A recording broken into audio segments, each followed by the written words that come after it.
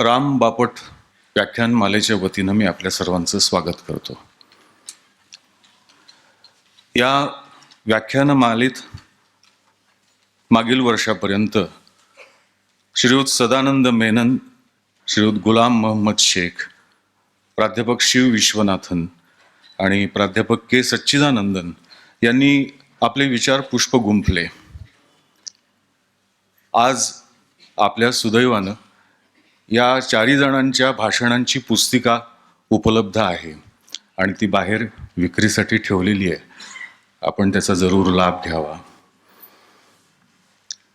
आज या व्याख्यानमालेतलं 5वं व्याख्यान इथे होणार आहे आणि हे 5वं पुष्प गुंफणार आहेत आंतरराष्ट्रीय प्रतिष्ठेचा रॅमन मॅग्सेसे पुरस्कारांनी सन्मानित असे कर्नाटकी शैलीतले सुप्रसिद्ध गायक श्रीयुत टी.एम. कृष्णा आणि त्यांच्या व्याख्यानाचा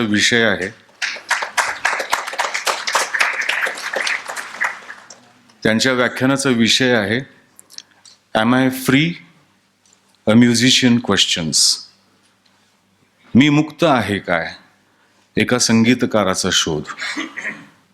हे भाषण इंग्रजी भाषेतून होणार आहे आणि आजच्या या कार्यक्रमाच्या अध्यक्षस्थानी आहेत सुप्रसिद्ध कला संपादक, पत्रकार, छायाचित्रकार आणि राष्ट्रीय पातळीवर गाजलेले विचारवंत श्रीयुत सदानंद मेनन.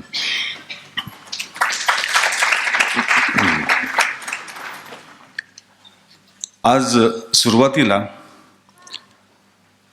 आतापर्यंत या व्याख्यानमालेला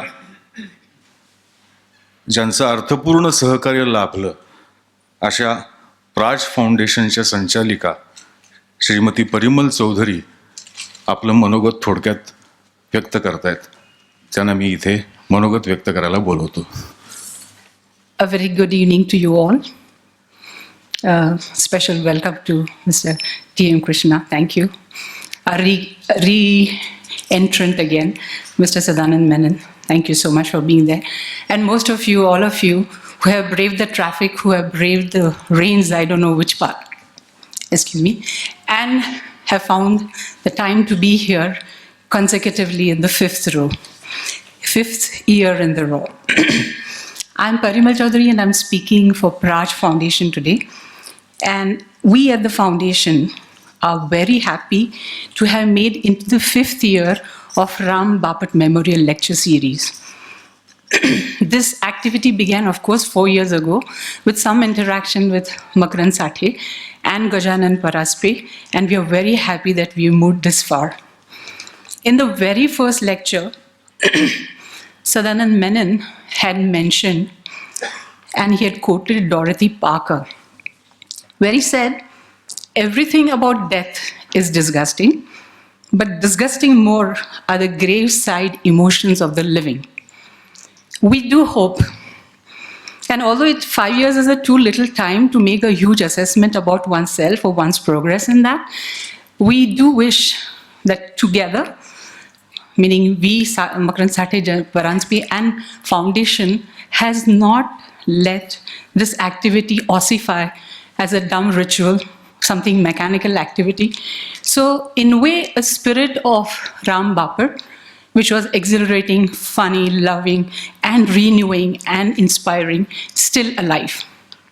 I don't know how it's going to go further, but our effort is going to be that it doesn't ossify.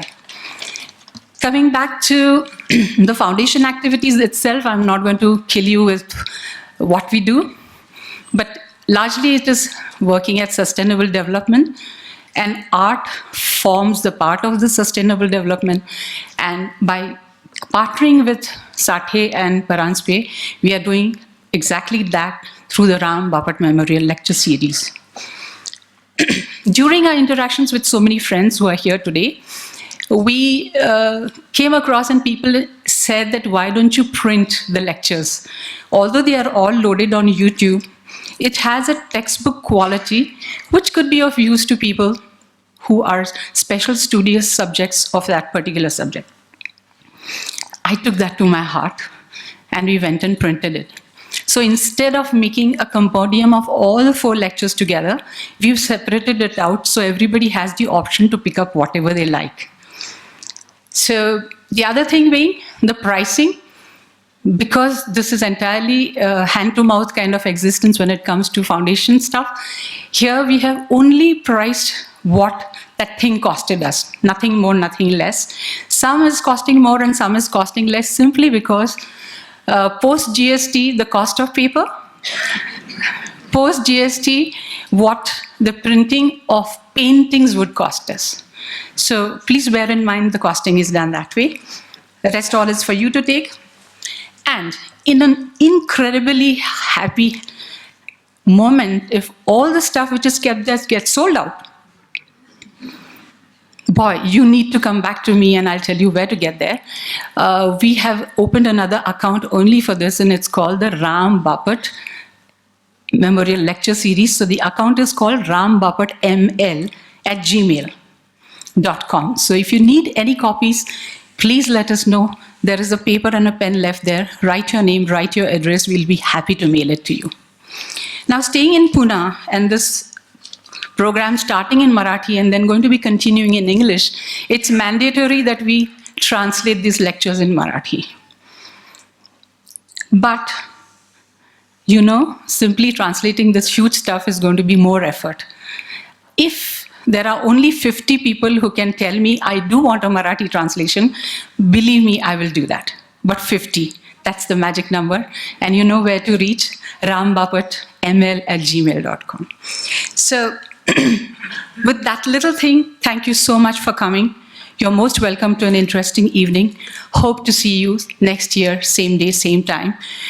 Usually this day is so wet that people literally crawl through it, and through umbrellas, through wet gowns, and you still keep coming. And it's definitely always going to be July, and every time the rain comes, we know that we are honoring the spirit of Professor Ram Bapat. Thank you again. TM Krishna यांच्या एका छोट्या चित्रफितीचं प्रक्षेपण इथे होणार आहे, पोरंबोक. आता ही चित्रफित जी आहे ती 10 ते 12 मिनिटांची आहे, पण इथल्या काही अडचणींच्यामुळे हा स्क्रीन, त्याचं प्रोजेक्शन, त्यामुळे त्यातले जे सबटायटल्स आहेत ते शेवटच्या रांगेपर्यंत नीट वाचता येतील याबद्दल शंका आहे, आणि या अडचणींमुळे त्या अशक्य होणार आहे. परंतु त्यातलं जे आशयसूत्र आहे, ते जे आशयसूत्र पहिल्या 2 ओळीमध्ये येतं, त्या 2 ओळी आधी तुम्हाला मी वाचून दाखवतो. There are 2 meanings of Porambok. 1, places reserved for shared communal uses like water bodies and grazing lands. And second meaning, a pejorative intended to demean or devaluate a person or place. How did the meaning change from the first to the second? हे थोडक्यात त्याचं हे आहे. आता आपण video clip पाहूया.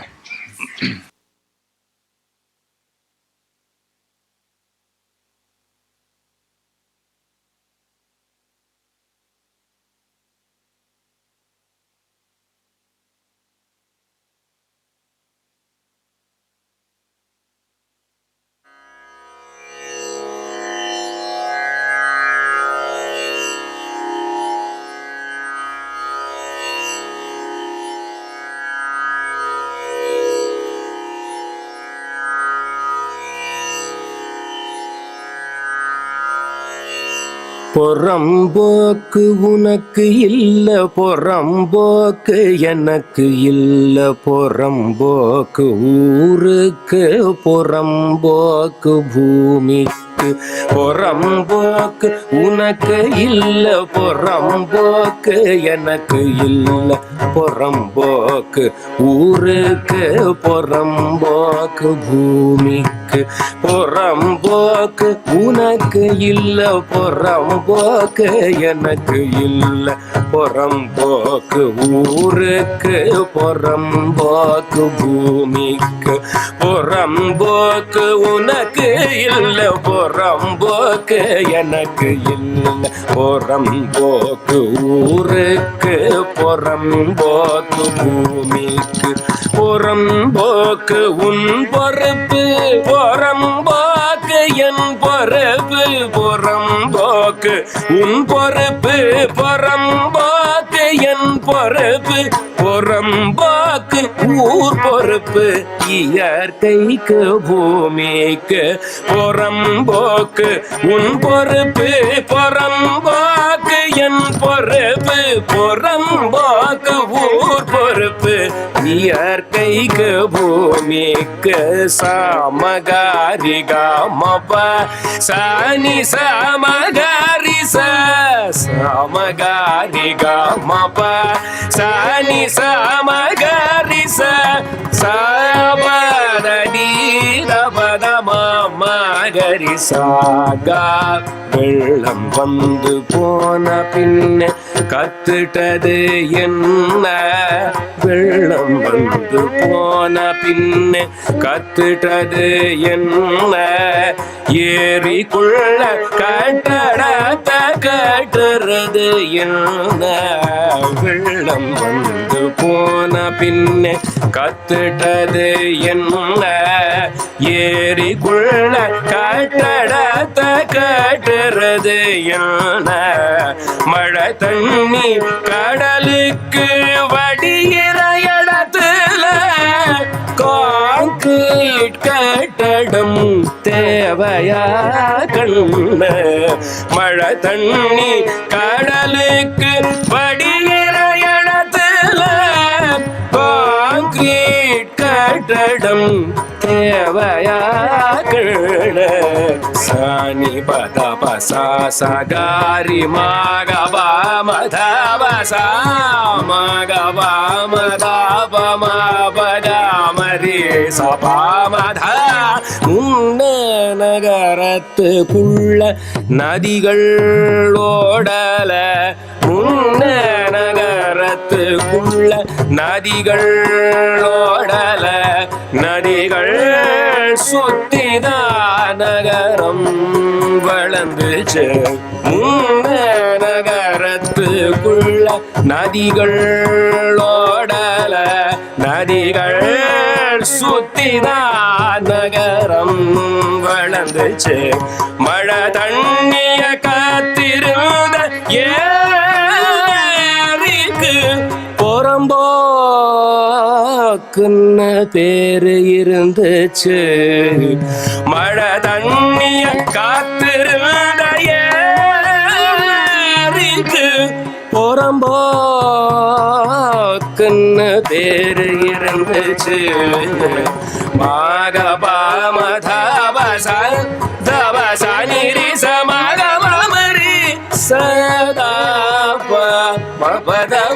பதபமரி எழுநூறுல நிலையம் கட்டினது பின்ன எழுநூறுல நிலையம் கட்டினது பின்ன ஆத்துல 1000 ஏக்கர் சம்பளம் எழுநூறுல நிலையம் கட்டினது பின்ன ஆத்துல 1000 ஏக்கர் சம்பளம் கடலையும் நதியையும் பிரிச்சு வச்சான் கடலையும் நதியையும் பிரிச்சு வச்சான் வெள்ளவானத்த கருப்படிச்சான் கடலையும் நதியையும் பிரிச்சு வச்சான் வெள்ளவானத்த கருப்படிச்சான் நிரப மகரீரி சரி மாறி நிரப மகரீரி சரி மாறி நிதப மபதாப மபகாரி சனி தசா எண்ணூறுல செஞ்சு முடிச்சா முன்னூறுல செய்ய வருவான் எண்ணூறுல செஞ்சு முடிச்சா முன்னூறுல செய்ய வருவான் எண்ணூறுல செஞ்சு முடிச்சா முன்னூறுல செய்ய வருவான் கேள்வி கேட்ட மேக்கினியடியான் அவட சுடுவான் கேள்வி கேட்ட மேக்கினியடியான் அவட சுடுவான் கேள்வி கேட்ட மேக்கினியடியான் அவட சுடுவான் சானித சரி மகரி சா நிரபா மபதா மப காரி சனி ரிசா மாதர மதப காரி சனி ரிசா வளர்ச்சி வேலை வாய்ப்பு எல்லாம் வெட்டி சாக்கு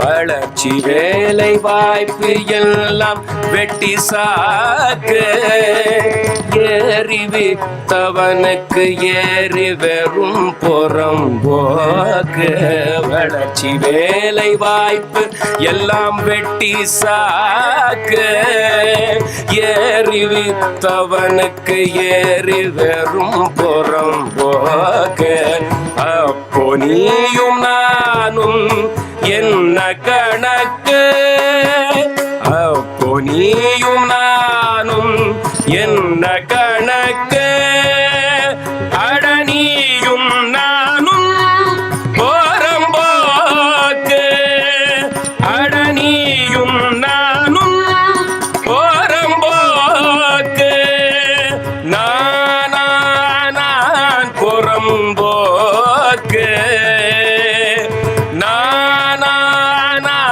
புறம்போக்கு நீ புறம்போக்கா நான் புறம்போக்கு நீ புறம்போக்கா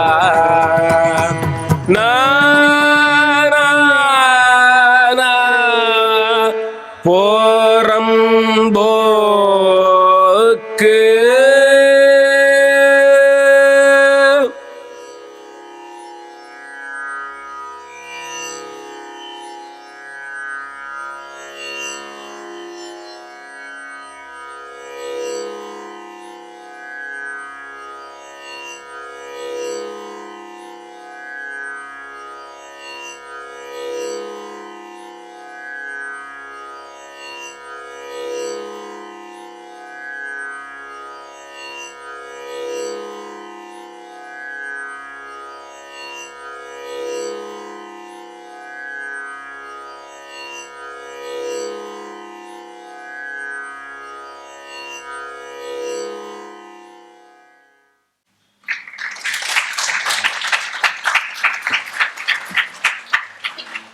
थोडीशी व्यवस्था बदलतोय.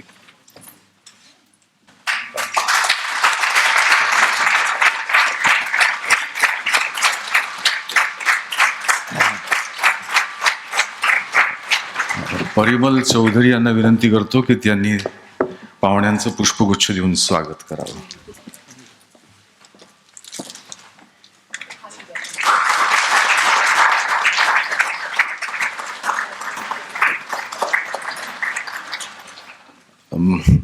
मकरंद साठे यांना विनंती करतो की त्यांनी थोडक्यात पाहुण्यांची ओळख करून द्यावी आणि राम बापट व्याख्यानमाला सुरू करण्यामागचा जो उद्देश आहे तो थोडक्यात त्यांनी मांडावा.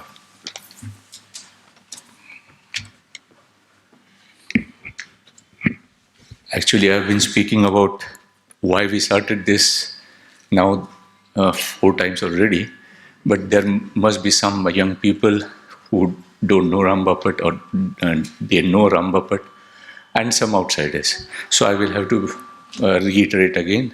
For those who already know this, I think they will tolerate due to the respect for Mr. Bapat.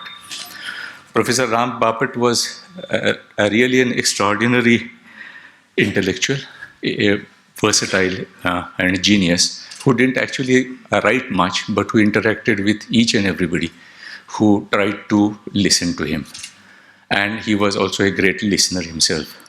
He was extraordinary not only because he was extremely versatile, that is also extremely rare in today's world of specializations, but also because he shared his knowledge with, he tried to bridge the gaps, bridge the divides in the society. We talk a lot about the economic divides, about the social divides, about caste and the gender and everything. There is a huge divide in this society now, which is between the intellectuals on one side, the political or social activists on the other, the artists and our writers on the third, and the common person on the fourth. There is a huge divide.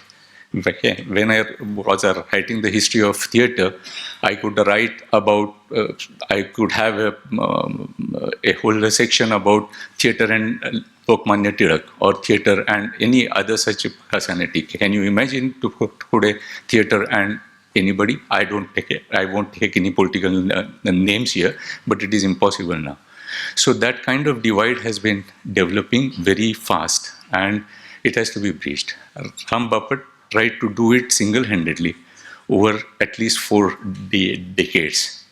We, myself and Gajanan and many of our friends, our earlier generation, our next generation, political workers, theatre workers, activists from all left, Gandhian, many disciplines have been benefited by his activity.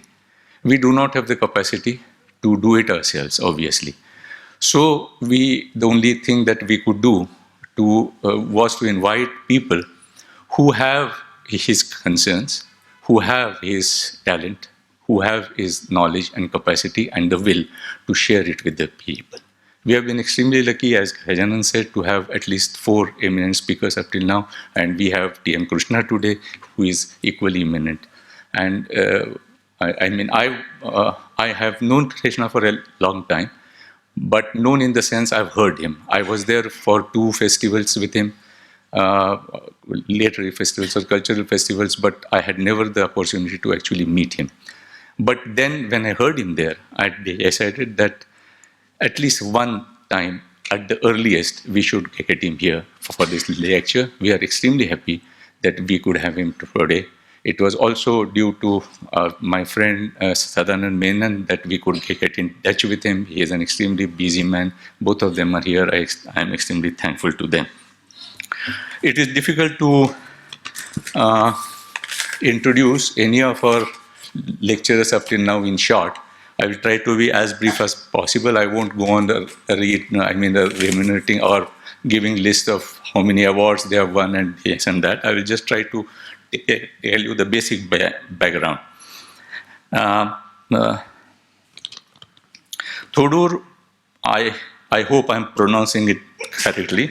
Thodur Madhav Krishna's 3 initials renowned as TMK, and I will call him TMK now, comes from his widely acknowledged stature as a vocalist in Carnatic tradition. Krishna's musicality eludes standard analysis, uncommon in his rendition of music and original in his interpretation of it. Krishna at once strong and subtle, manifestly traditional and stunningly innovative.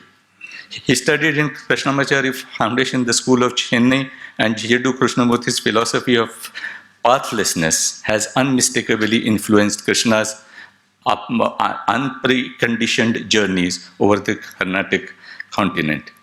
I was told he himself told me yesterday that he is also an economist by education. As a public intellectual, Krishna speaks and writes about issues affecting the human condition and about matters cultural. Krishna started and is involved in many organizations. These are extremely important organizations socially, politically, and culturally. I won't list them all here, whose work is spread across the whole spectrum of Carnatic music, including research, archiving, documentation, and has co-authored Voices Within Carnatic Music, Passing on an Inheritance. His path-breaking book, A Southern Music, A Carnatic Story, published by HarperCollins in 2013, was a first of its kind philosophical, aesthetic, and socio-political exploration of Carnatic music. Actually, this is so rare in music. I mean, there are many people who do it in literature, slightly less in number in theater, but really in music, those who try to approach it in socio-political, philosophical terms are very rare. We are extremely happy to have him here. That is one of the major reasons. Krishna's pen is sharp, his word blunt. He thinks upon and writes upon issues affecting human condition and about matters musical, and so obviously is the best suited for our series. In his book, A Southern Music, The Carnatic Story, he begins his panoramic exploration of the tradition of Carnatic music with a fundamental question: what is music? Taking nothing for granted and addressing diverse readers from Carnatic music's rich spectrum and beyond it, Krishna provides a path-breaking overview of South Indian classical music. In his explorations, he cites the visible connections and unappreciated intersections between this music form and others like Hindustani music, Bharatanatyam, fusion music, cine music, treading new and often contentious grounds. Equally, if not more importantly, he examines a number of associated socio-political issues that Carnatic music must face up to.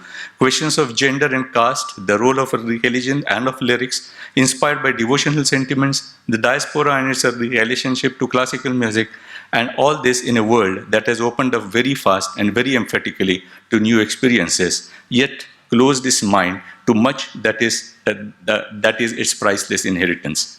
This will give you some idea what treat we are eagerly waiting for today. As Gajanan has already informed you, I won't list all the awards, but I have to say in 2016, Krishna received the Raman Magsaysay Award in the recognition of his forceful commitment as artist and advocate to art's power to heal India's deep social divides. Now, this interaction is most important. This intersection is most important to us.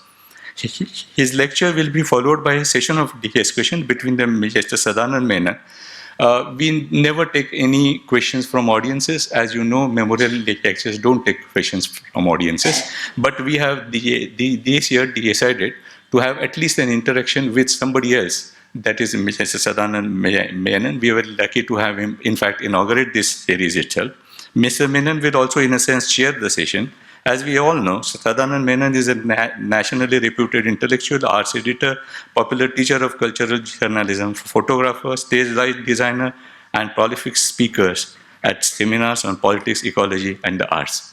Thank you all for coming here. Now we request TMK to please give the lecture. And thank you.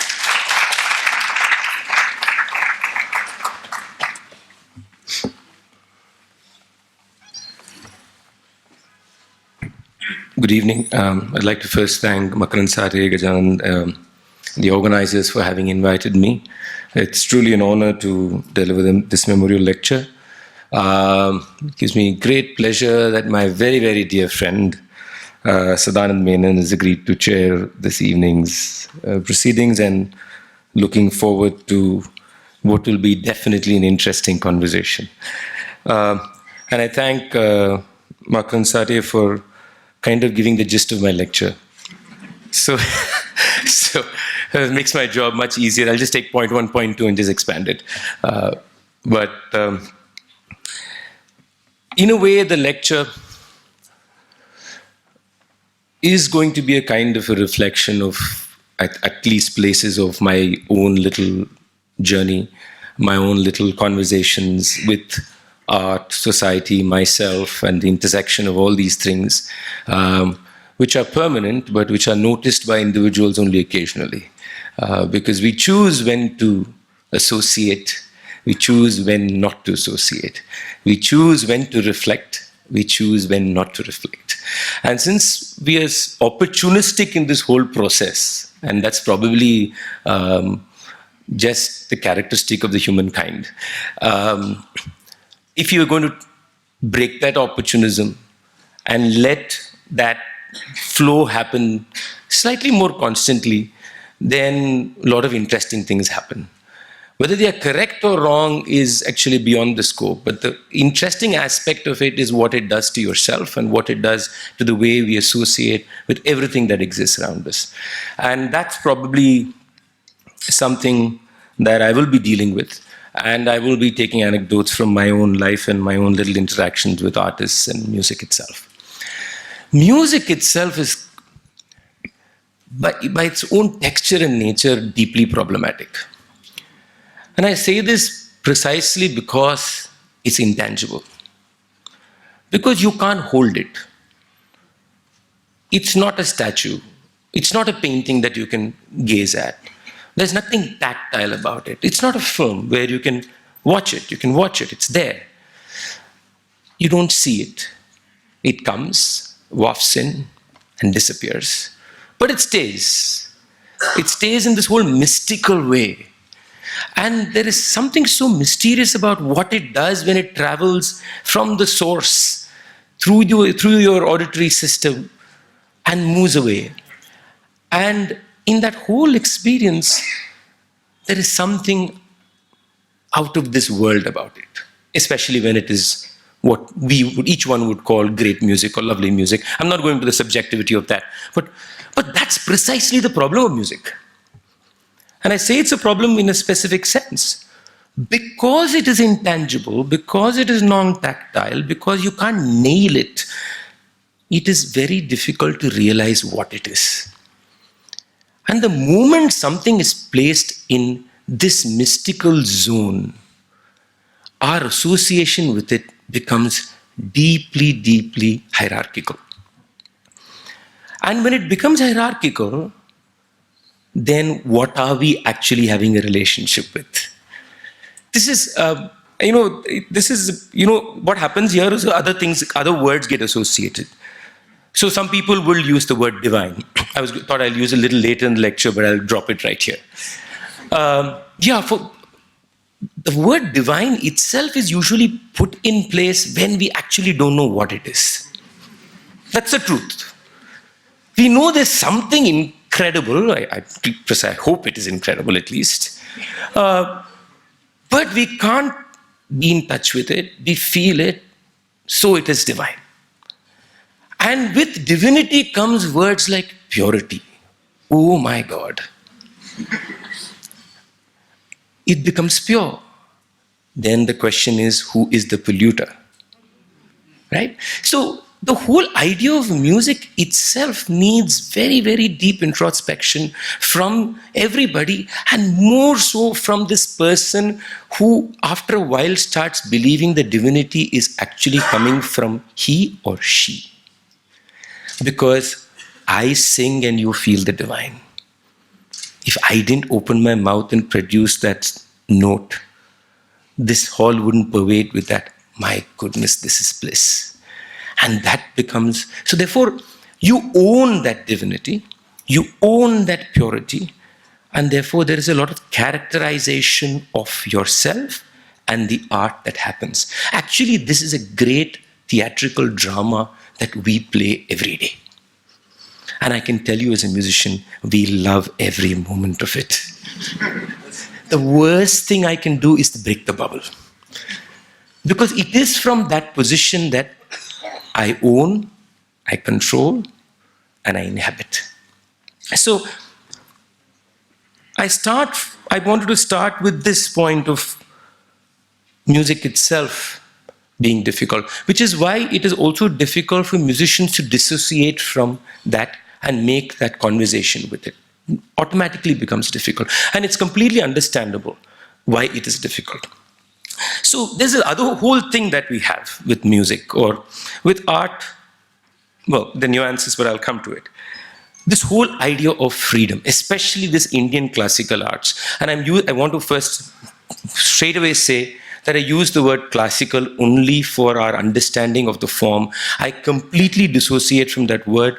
To me, that word is deeply, deeply disturbing. The word classical is a word that has been created out of socio-cultural political formations and has no aesthetic basis for its functionality. Okay? So if you make it Shastriya, it's not going to change, by the way. Just in case somebody suddenly decides classical came, of course, from the West, we in India actually call it Shastriya. Shastriya is as deeply disturbing, if not more. So let's not run away.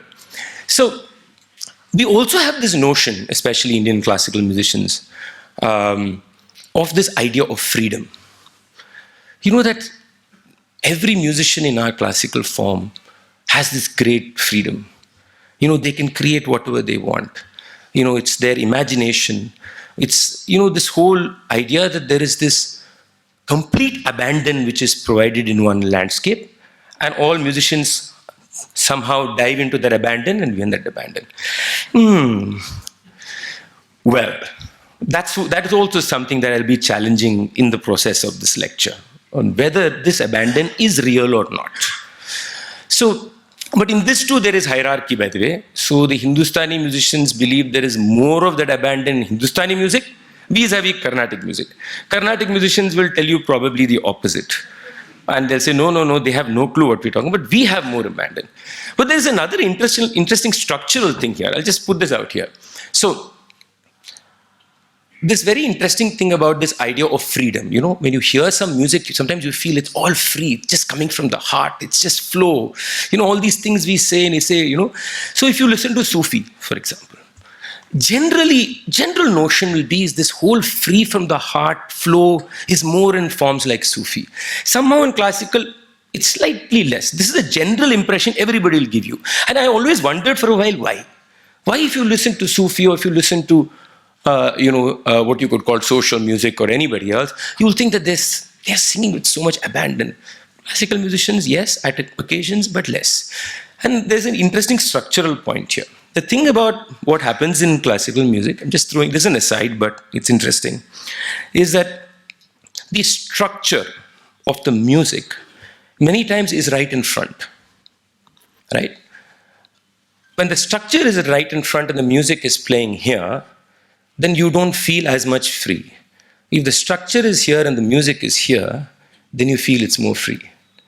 In many forms where the music is here and the structure is hidden, you feel it's more free. But there's a problematic side to it.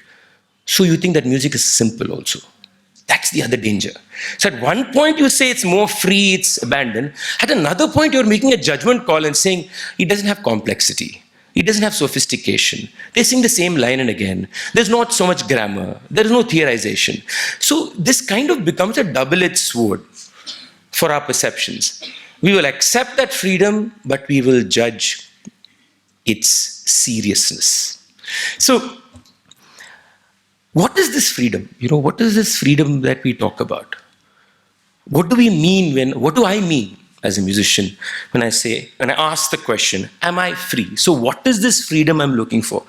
And I love to look at etymology, is one of my pastimes. So I just kind of dug into it, and freedom has an old English source, it has an older Dutch, an old German source, where it means I don't know German, so it's vredom, I think, which means free will. And very close to freedom comes with the idea of responsibility. And so I looked up responsibility. And responsibility also has it's about responding, but it has a certain obligation in its Latin root, an obligation that is added to the idea of responding. So the freedom is about free will, is about being able to express yourself. And the responsibility is about a response which has a kind of responsibility and obligation to it. So when I say I'm free, when I say I am not constricted, what do I really mean? Do I really understand it? So if I say I am free and I have responsibility, what am I responsible to? What is my obligation towards? Now, this is a very important question that I ask myself as a musician. What am I responsible to? So I'm not bound. Freedom gives me a certain energy, a power which is quite magnetic. But at the same time, I have some integrity and honesty towards something. And that's where the question begins. Is there in my music, for example, Carnatic music, an inner weave, an inner soul, or inner engine? That is that obligation. And the word I like to use here is actually not obligation, responsibility. I like to use a word which is not usually associated with music, the word ethical. I think it's a very interesting word. Is there something about this form, about this music, to which there is an ethical relationship that the musician has? If so, what is it? Even more complicated, is it actually possible for you to go and find it? Is it actually, or is it some illusion that I'm creating in my head, that I'm thinking that there is this core, or there's this essence of it that I need to, in a way, handle with care?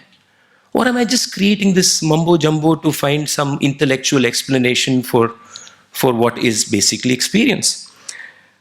Secondly, is it even possible for me to separate that internal from the external? It's so intertwined.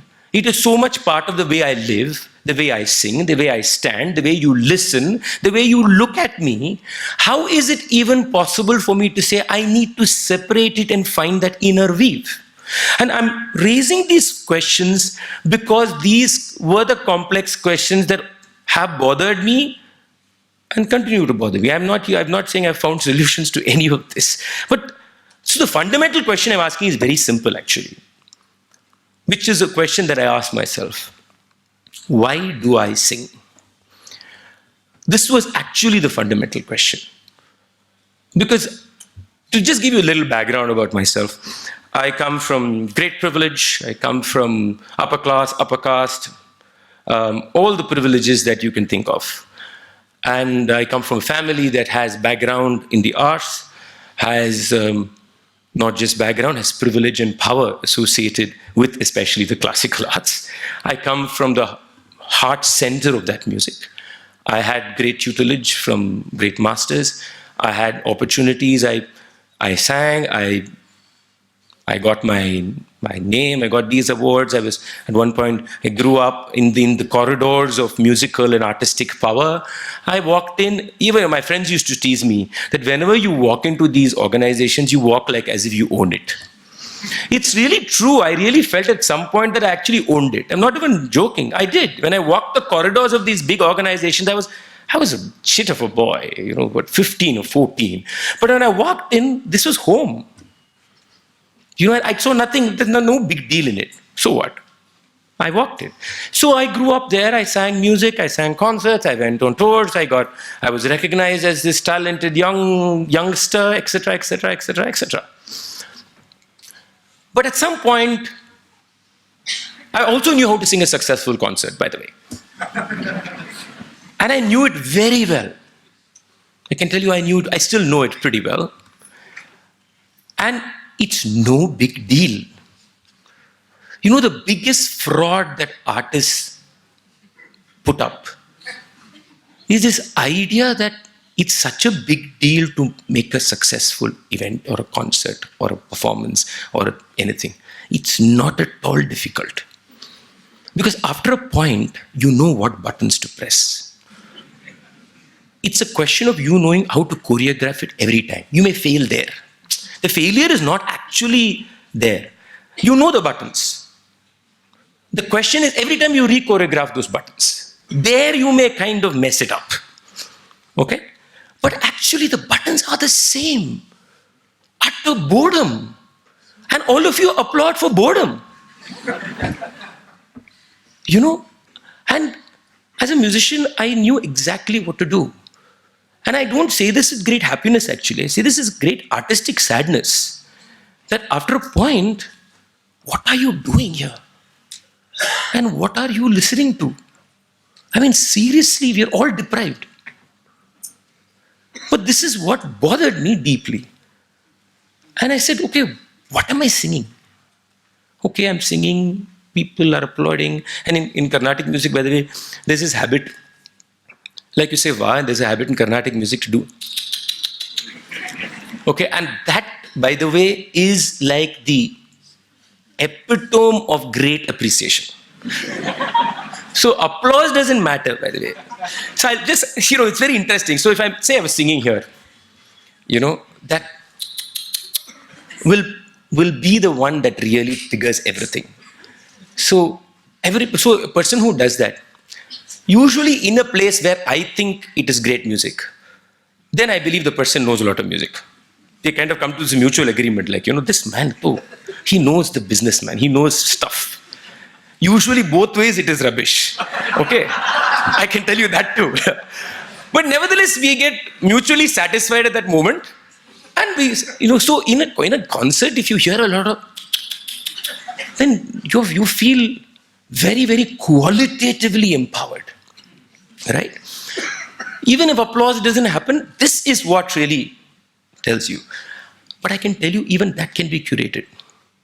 If you give me a raga, I'll tell you what phrase, how to sing to get.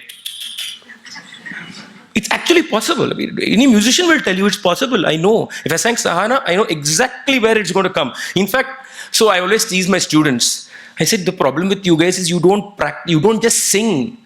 When you're singing, you're hearing the applause. I'll tell you, all musicians practice like that.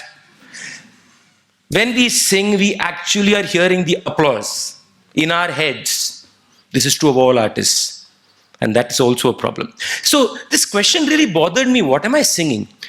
And along with that also happened, why am I singing? What am I singing? To who am I singing?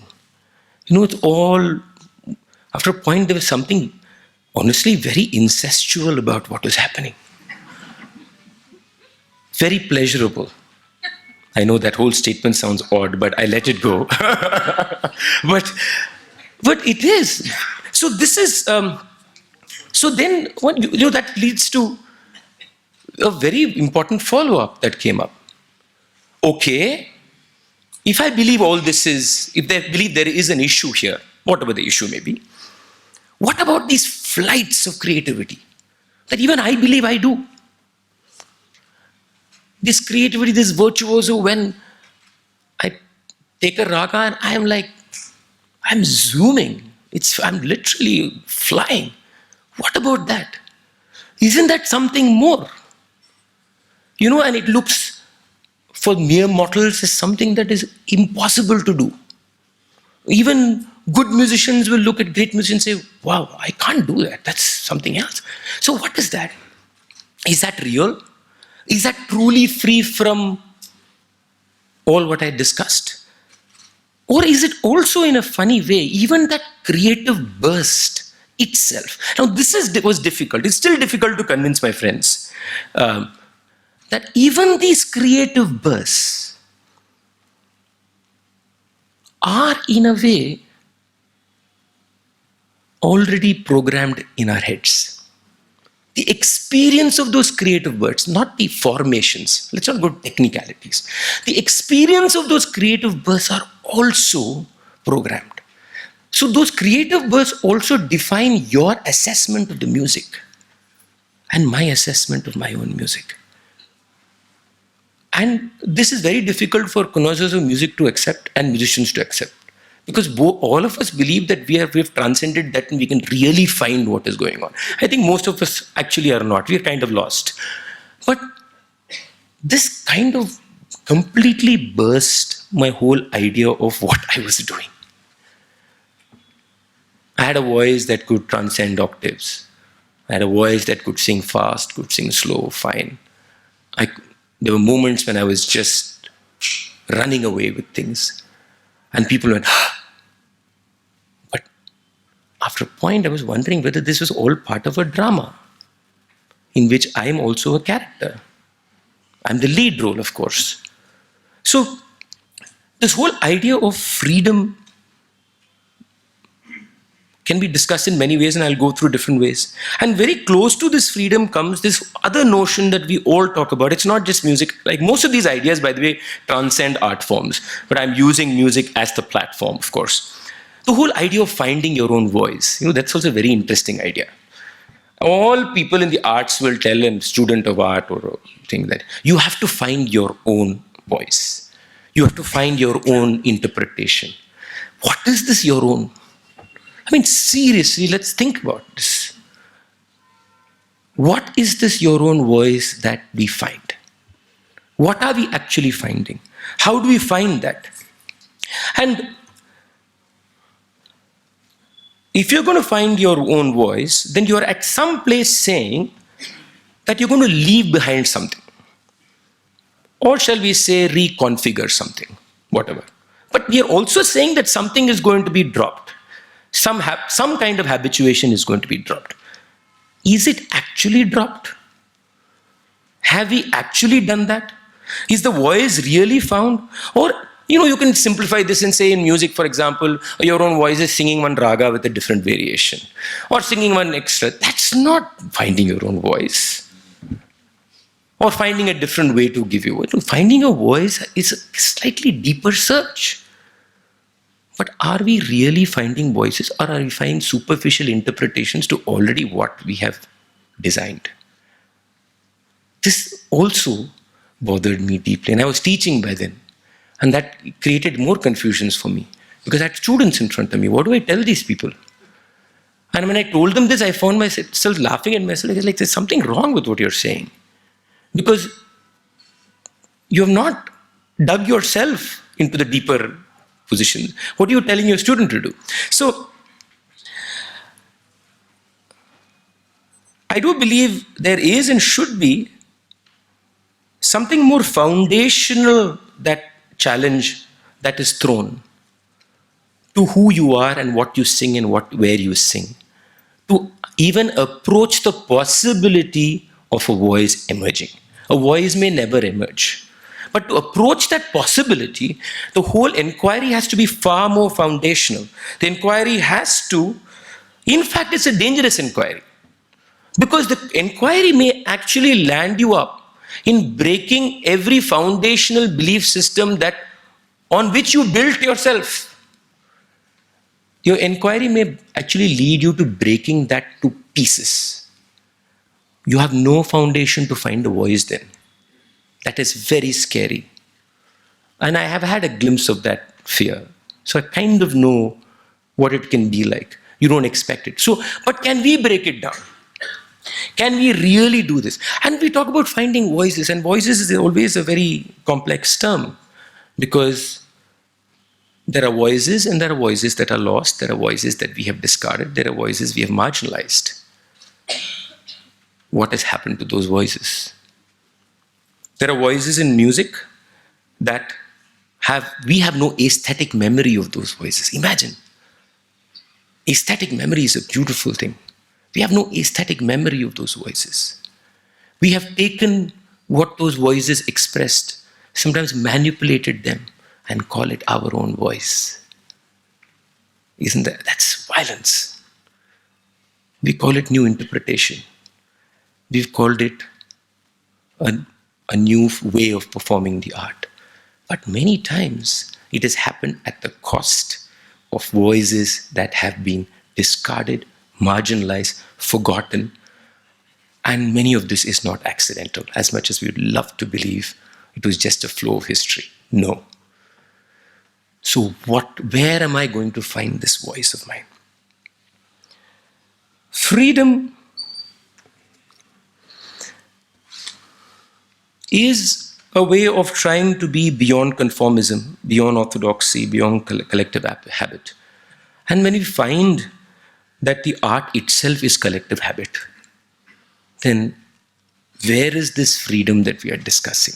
What are we free? And I'm going to break this down in, shall we say, Carnatic terms. Every element that goes into learning the form and performing, to just give you something tactile in terms of what happens. And like I said, I come from my field. I'm sure the parameters will change in another field, but they will all be there.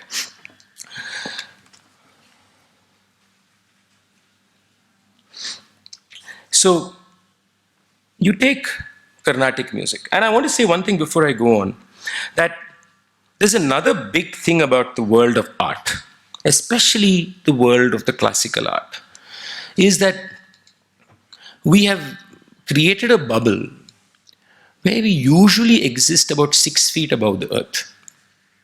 We are all floating individuals. Everything below is some way very day-to-day, right? It's political, it's social. So we won't let that in any way dirty ourselves or our music. So it's a very conscious thing. This is no thing. We're very conscious about this. So we take the idea of the sonic and the political to be two ends of the spectrum.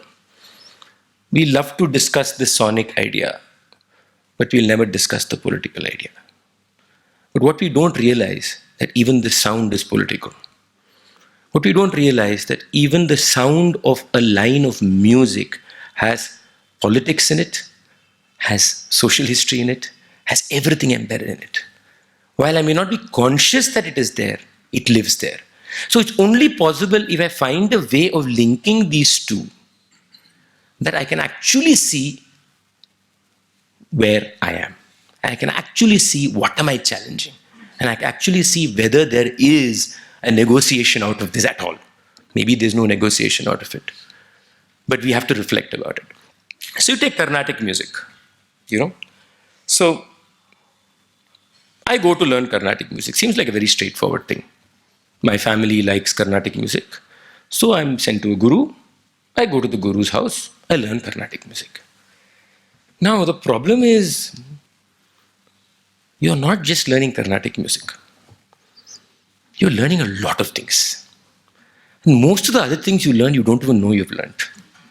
And that's where the problem begins. Let's look at some cases. I've used this before, but it's very interesting. So in Chennai, Tamil Nadu, you call a music class a Patta class. Patta is to sing, class is a class, right? So everybody goes to Patta class. Usually Tambram girls and boys generally land up in Patta class at some point of time. They may reject it at some point of time, but at least for 6 months there'll be one, okay, I went for Patta class. So I also went to Patta class. So I go to music lessons.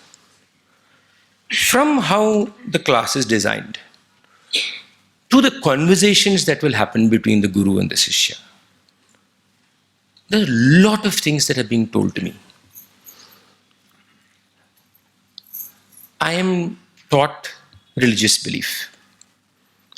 I am taught religious belief. I am taught divinity. Actually, that's exactly what is done. The idea of nada, one can be symbolic and abstract about it, but I think we all know when we say nada, it's not just abstract and symbolic. There are some specificities to it. So let's not run away.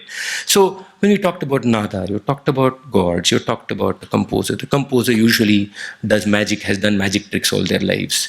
They have brought rain, they've brought whatever, they've done 100 things. And it's all happened only because it's Carnatic music.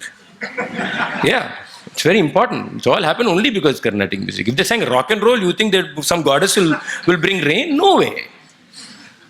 It's Carnatic music. So there's rain. I don't mean to trivialize people who believe in that. I'm not. But I'm just trying to say what is thrown at you, right?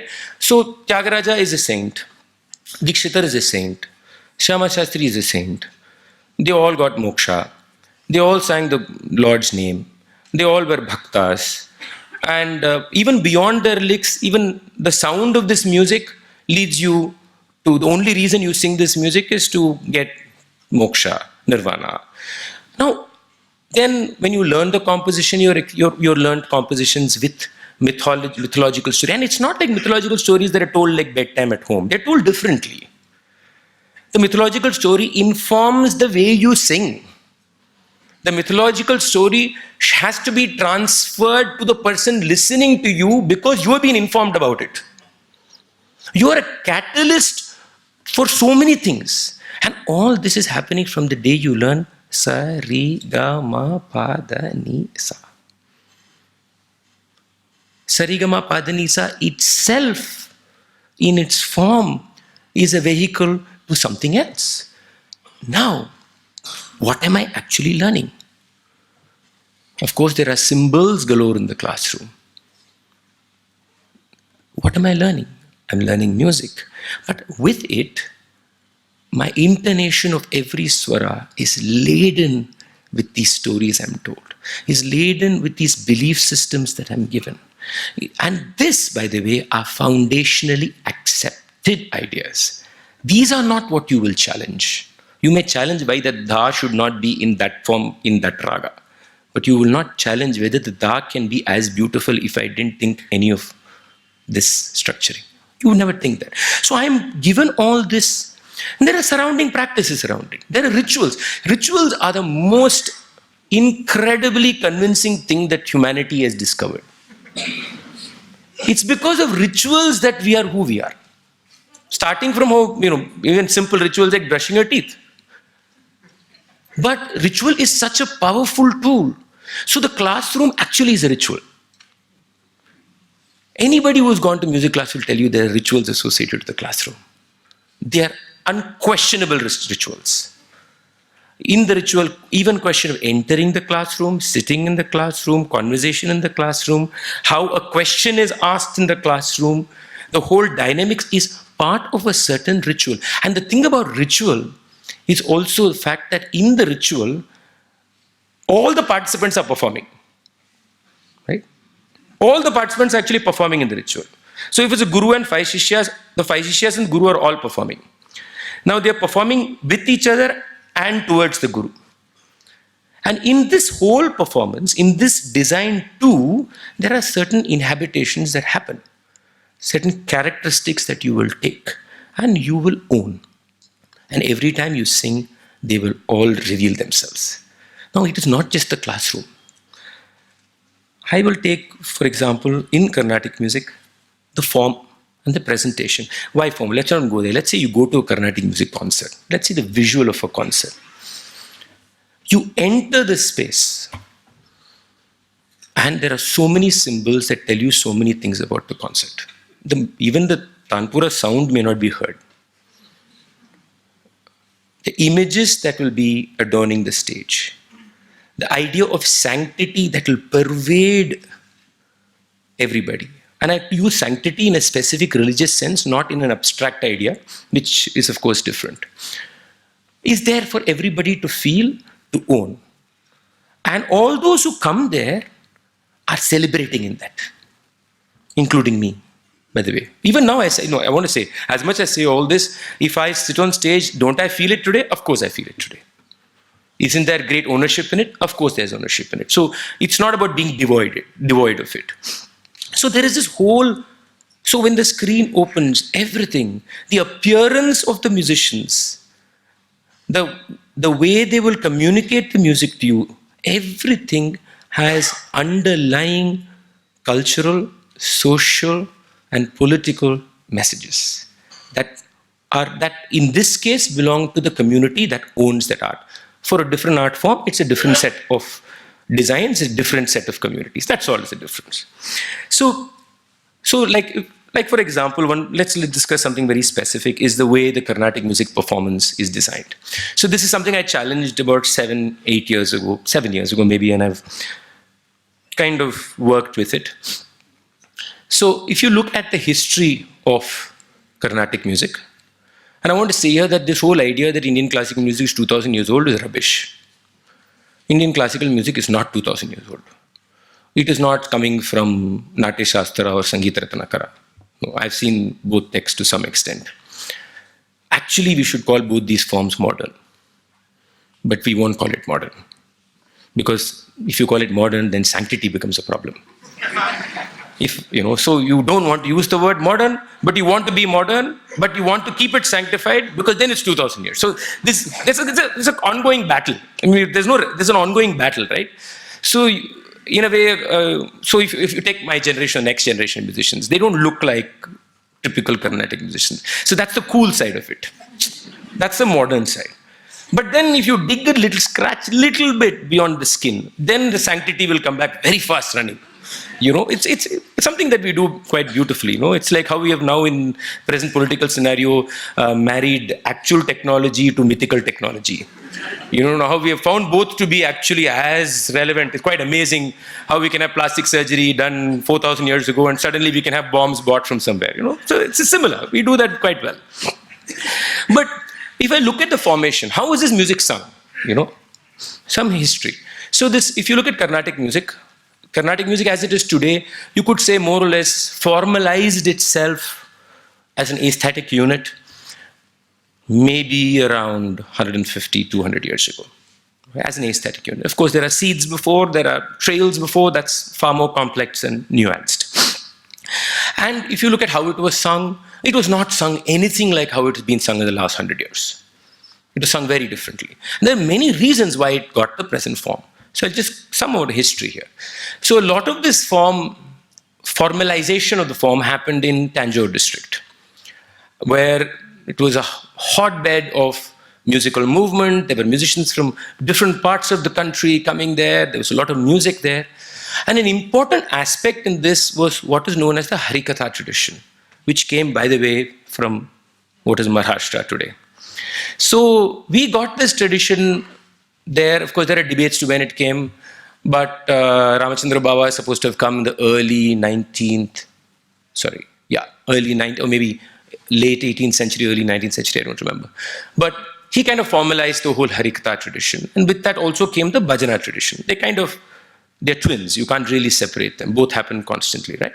So that was very popular. And you must understand at that point of time, Carnatic or classical music was performed possibly in courts, in private gatherings. So it was not a popular form.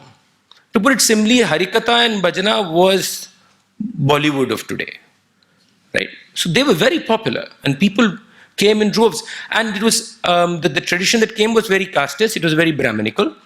So the Brahmin community celebrated the Harikatha, celebrated the Bhajana Sampradaya. Now an interesting thing happened here. So Tyagaraja was there from late 18th century to early 19th century. And many of his students, and Tyagaraja is a central figure in this conversation, he's quite most dynamic personality. Many of his students were all doing both. They were learning what you could call classical music, but they were also Harikatha exponents, right? So they would do a concert one day and a Harikatha next day. So what happened slowly is both started rubbing off each other. This happened in many ways. It happened in terms of compositions. It also happened in terms, for example, the Mridanga style.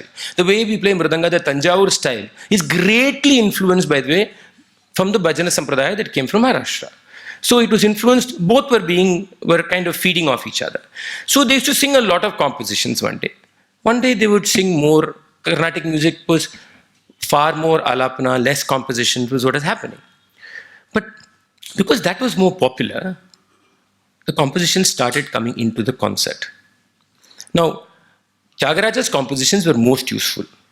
So you could, for a story on Rama, you could pick up any Tyagaraja composition, put it anywhere and sing it. Actually, Tyagaraja became the most popular composer because of that. Because his students used it in Harikatha, made it accessible to everybody. So Harikatha started influencing Carnatic music tremendously towards the late 19th century. Parallelly, what was also happening is a whole nationalistic movement that was there in this country. Hindu nationalism, it was the late 19th century, was really in the upswing. And that, with the Theosophical Society movement, migration that happened to then Madras, there was a lot of other political, social movements that were happening that were also kind of contributing to this whole idea of we have to find antiquity. We have to find this purity in this music. And Tyagaraja was a great character for that. Here was a man who sang the Lord's name all his life, and his compositions were popular, and therefore he fitted the bill. Some of this is subconscious, some of this could be unconscious. How it actually happened is anybody's debate. But it's a very interesting thing. So compositions of Tyagarajas became essential. They came into the concert. Parallelly, there are other things happening. The Devadasis, who were literally the torchbearers of this music, were also losing their political, social foothold. So you had their whole privileges being taken away. They were considered, from being celebrated as being the top layer of creme de la creme of society, they had ended up being called just prostitutes. So then there had to be a dissociation from prostitutes. Because you can't have Tyagaraja and prostitutes in the same line. It's kind of not possible. But then there was also appropriation that needed, because they were musical treasure trove and dance treasure trove. So what do we do now? So we say, no, they're important. We will take that art from them and we will celebrate that art. You know, that's precisely what happened with Sadar becoming Bharatanatyam. And nobody discusses music. Everybody thinks it only happened with Bharatanatyam and Sadar. The same thing happened with music. Their music was taken. All musicians went and learned from them, but their music was taken, but they disappeared. So all this transformation is happening. In this transformation, there is a formulation of a concert plan that comes into being. there are many reasons given to it. People said the market changed. People said people were paying ticket for a concert, therefore it changed. They wanted to give variety in a concert. You could give all this. But there are also socio-political underlying points to it. On Kirtanas becoming the major portion of the concert fundamentally was also a religious, social, political positioning. You cannot deny the religiosity or the sanctity of it was far more important. The compositions that were sung by Devadasis or many, which included a lot of padams and javalis, which were extremely erotic, explicitly erotic, but slowly being either pushed to the end of the concert or pushed outside the concert. One of the two.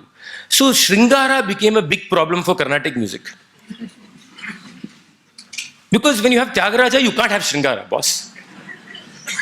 So Sringara became a great problem.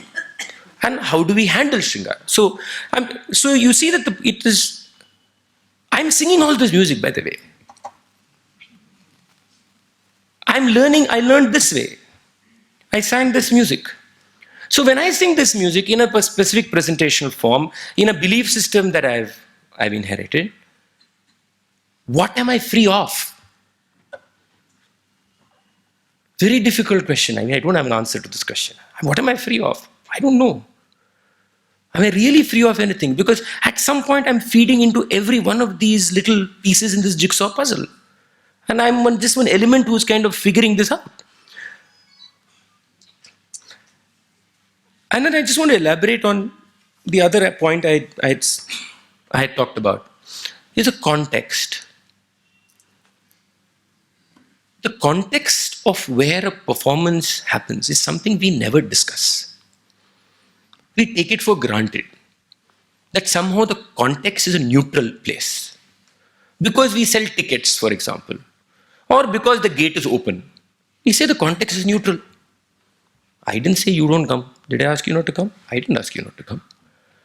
But context is slightly more complicated, no? Who knows which gate to use where is something that we have already kind of placed in our society. So when people also argue with me and say, so the context where a Carnatic concert happened were also being defined. There was a time when a lot of Carnatic concerts were happening in temples. Now, temple is a very interesting space.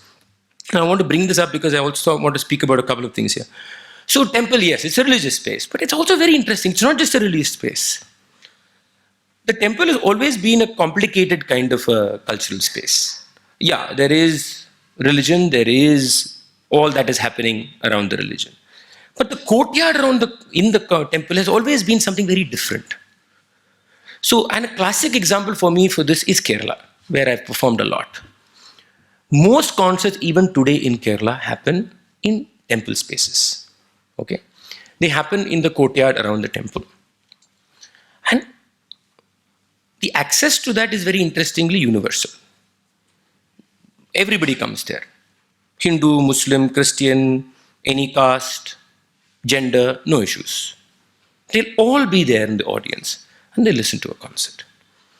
Now, in spite of its religiosity, in spite of its religious thing, it creates a very interesting idea of how people can share and receive art. The loudspeakers will be out, every street will be, you could hear the music in Kerala. So if there is a big temple festival, I mean, I've sung to people like even 10,000 people, all over the place. They'll be all over the place.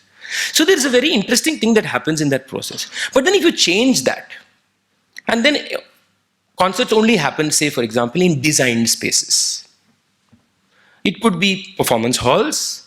It could be, I couldn't think of a better phrase, let's say Brahminical hubs. Then there is something else that is going on here. Right? Who enters that place? And I have an example for this. There was a concert I sang in Coimbatore some years ago. And this gentleman was driving me all day. And in the evening, suddenly he came to me and said, in Tamil, he said, I want to come. So I said, come. Because it was a free concert. He said, come. He said, no, sir, I cannot come. So I said, who said you cannot come? He said in Tamil, actually, it hits you harder in Tamil, but English is a horrible language. So he said, no, sir, people like me cannot come there. Now, nobody has actually told him he cannot come there. Okay? I'm not saying the people who come there and listen to concerts are going to stop him from coming. They're not going to happen. That's not going to happen. But yet there is something that creates this issue. So these design spaces are also deeply segregating. They decide who can come, who can go. So from here I'll move to the other. I spoke about religion a bit, and I just like to extend that a bit more. In Carnatic music, there's one great battle, the idea of bhava. Now, the idea of bhava becomes a point of great, shall we say, questioning. So, if I sing a composition of Tyagaraja, or Dikshit, or any composer for that matter, only if I understand the meaning of the words, am I believed to have invested in the emotion of the composition. Now, that needs questioning. And I want to give you one little thing that happened once. So, I'll come to that later. So, is it true, first of all? Do I really need to, which does mean, do I have to subscribe to everything Tyagaraja says? So I have to agree with Tyagaraja and what he says. In a way, I have to inhabit every emotion that he said. And then I have to say, I don't agree with Tyagaraja. I sing compositions where I don't agree with the gentleman. But then what happens to the idea of bhava? It's very complicated. So after a lot of thought and a lot of arguing with myself, I came to this position that in certain forms, not all forms, language plays a kind of a different role. So if you take language as being a sonic identity, an oral piece of architecture, then language becomes something else. The oral piece of architecture is constructed along with melodic and rhythmic architecture. And in this beautiful blend, there is bhava. Which is why the way I say a word and I sing a word are not the same. When I sing the word, it is a musical creation. When I say a word, it is a semantic creation. So I came to this little theorization that I did, and I said, because I love these compositions, and by the way, I can tell you many musicians actually don't know what they're singing. This is a very important thing. We act as if we understand every word. Rubbish, we don't understand every word. But we kind of know the, say import. But it's also very interesting is you don't even need to know the meaning. If Rama, Krishna, Kamakshi, Govinda come somewhere in the whole horizon somewhere, we've all invested into it in some way. Right? So my friend said, no, what is new about what you're saying, Mr. Krishna? We sing Telugu compositions. I said, boss, that's not the point. Shall I give you a Telugu composition that does not have one name of one god? Then will you have the same emotion Telugu? He will not have it. Here he doesn't have to know the meaning. If Annamacharya has said Venkateshwara 10 times, that's more than enough for me. It has to be something great and something emotional. He can't be cursing Venkatachalapati. It's not possible. So this is what happens. So you're invested into these words that are symbolic and are literal, and you're making this connection. Now I can tell you this, that even when I say this today, even today when I sing certain composition, this trigger is there. Before I know it, that trigger has appeared. When I sing, for example, Ramanannu Brovara, Ramanannu Brovara, Ramanan. When I sing Rama, am I somewhere imagining, am I calling that man? I am. So this is very embedded in my head, right? So then what happens? So So when I said this thing, I was talking about this, and I was in a school. Actually, I was in the school where my daughter studies, and one of the assemblies I was talking about language and music and art, and I said I really don't care about the meaning of the word. For me, it's an aesthetic oral construction, and that's what I dive into. That's what matters. So one student got up and said. They usually call us Anna there. So they say, Anna, I have a question for you. Okay, I understand what you're saying. Suppose the words you are singing have some kind of violence in them. Will you still sing it and tell me it's only sound? Wow.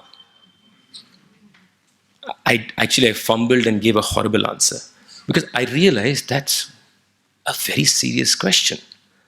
While the abstraction makes absolute sense, what happens if there is a literality to it which is problematic? And in Tyagaraja, for example, there is.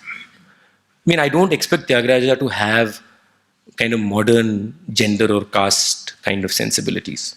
I don't, which is fine. We lived 200 years ago, which is fine. He came of a certain community, he lived in a certain. But if I'm singing Tyagaraja's song today, where there are problematic statements on women, on caste, what am I going to do? It's a beautiful musical creation. Its oral texture is outstanding. Its aesthetic body in that line which is problematic is brilliant.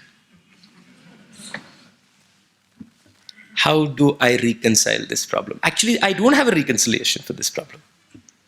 So I have some compositions I've stopped singing. I would love to sing them, but I see that this philosophical point has a certain issue.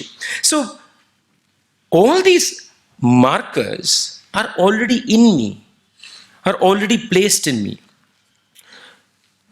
And we'll come to the most important aspect of all this, which is the social texture of the people who sing this art form and listen to this art form.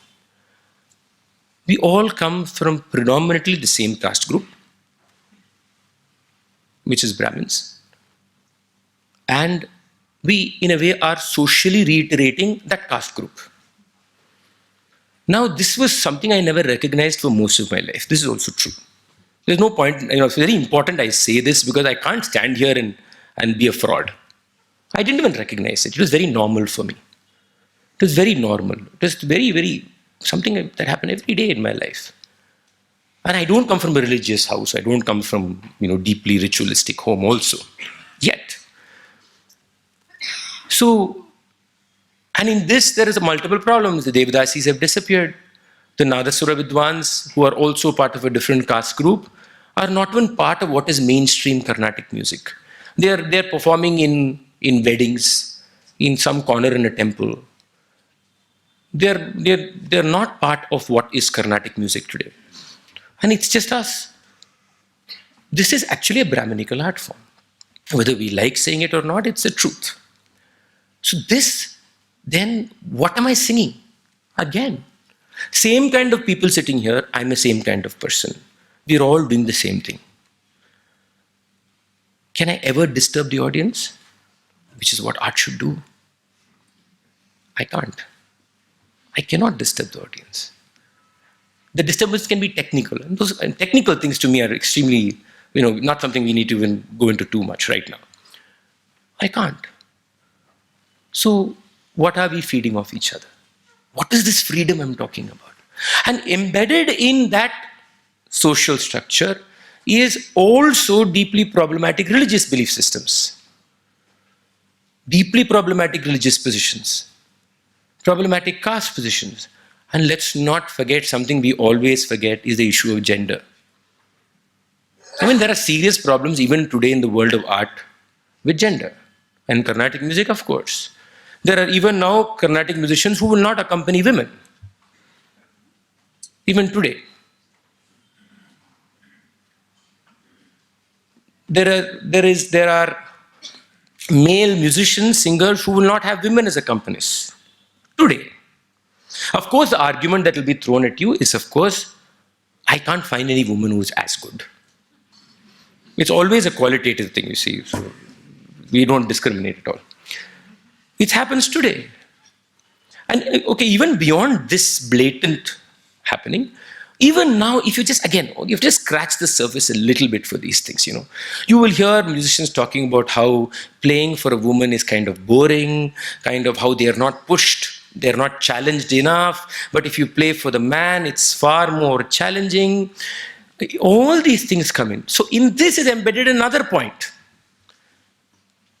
And that is this whole idea, is this music completely male, upper caste machismo?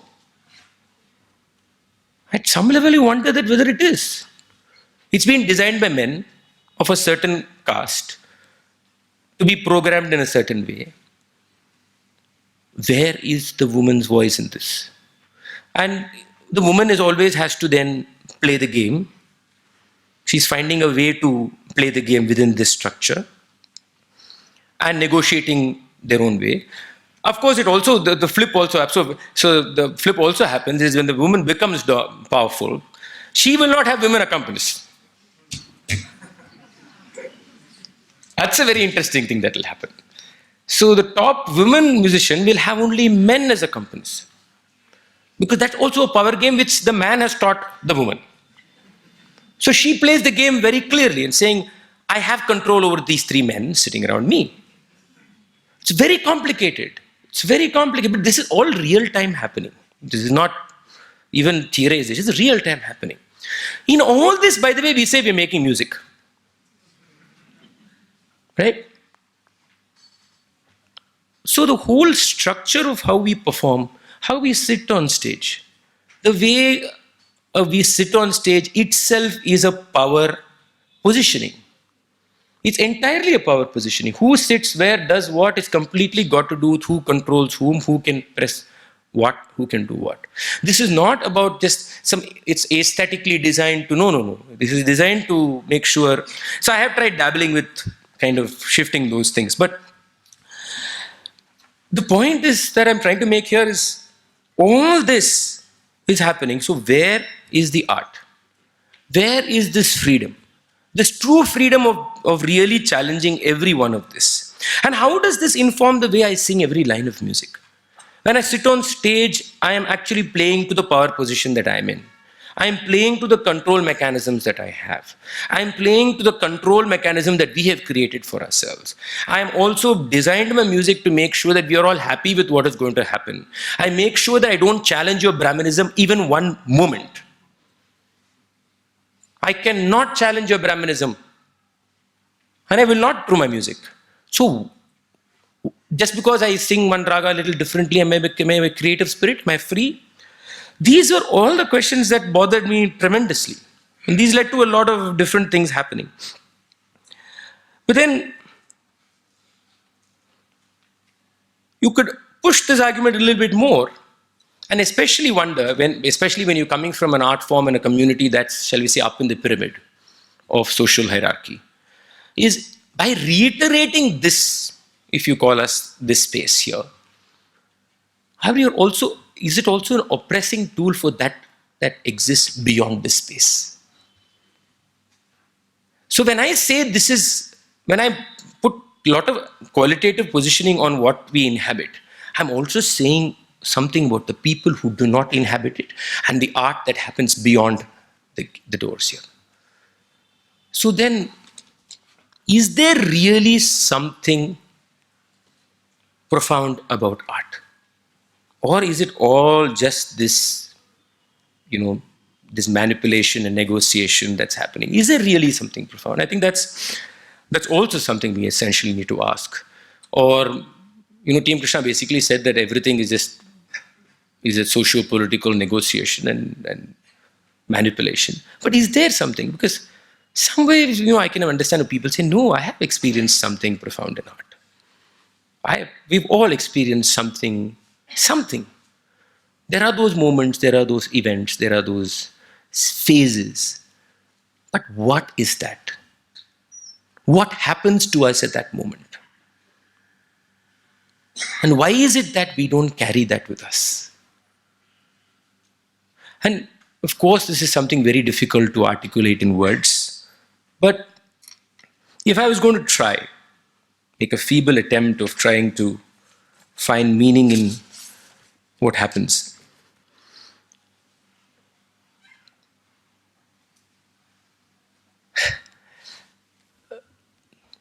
We all sing music. We all sing ragas, compositions, etc., etc., etc. But then there are times when something happens. And in those moments, it's like, if I was going to describe it, it's almost like the music is hanging and we're all watching the music. It's almost as if there is this wonderment that is happening. I include the art, so-called singer or instrumentalist in the play. And all of us are just looking at it in wonderment. And in that wonderment,